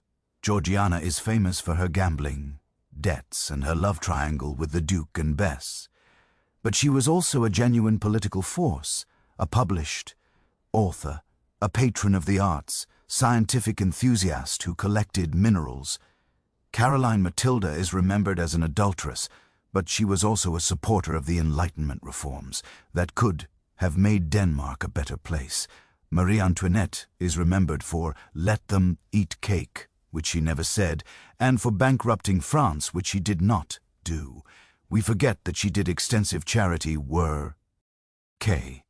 that she was a devoted mother, that she faced her execution with remarkable dignity. Society reduces complex women to their scandals because scandal is entertaining, because it is easier to judge someone as purely good or purely bad than to acknowledge their complexity. But these women were not symbols. They were people, flawed, complicated, contradictory people who made both good and bad choices. So here is my question. For you, 200 years from now, what will people remember about the women of our time? Will they remember the substance, the scientists, the activists, the artists, the mothers, the workers, the women who changed the world through their efforts? Or will they remember the scandals, the affairs, controversies, the moments when women stepped out of line and were punished for it? I hope it is the substance, but based on history, I suspect it will be both. Finally, these women taught us that love, in all its forms, is what makes us human. Not just romantic love, though that is part of it, but love for your children, love for your ideals, love for freedom, love for yourself. Georgiana loved her children more than she loved Charles Grey.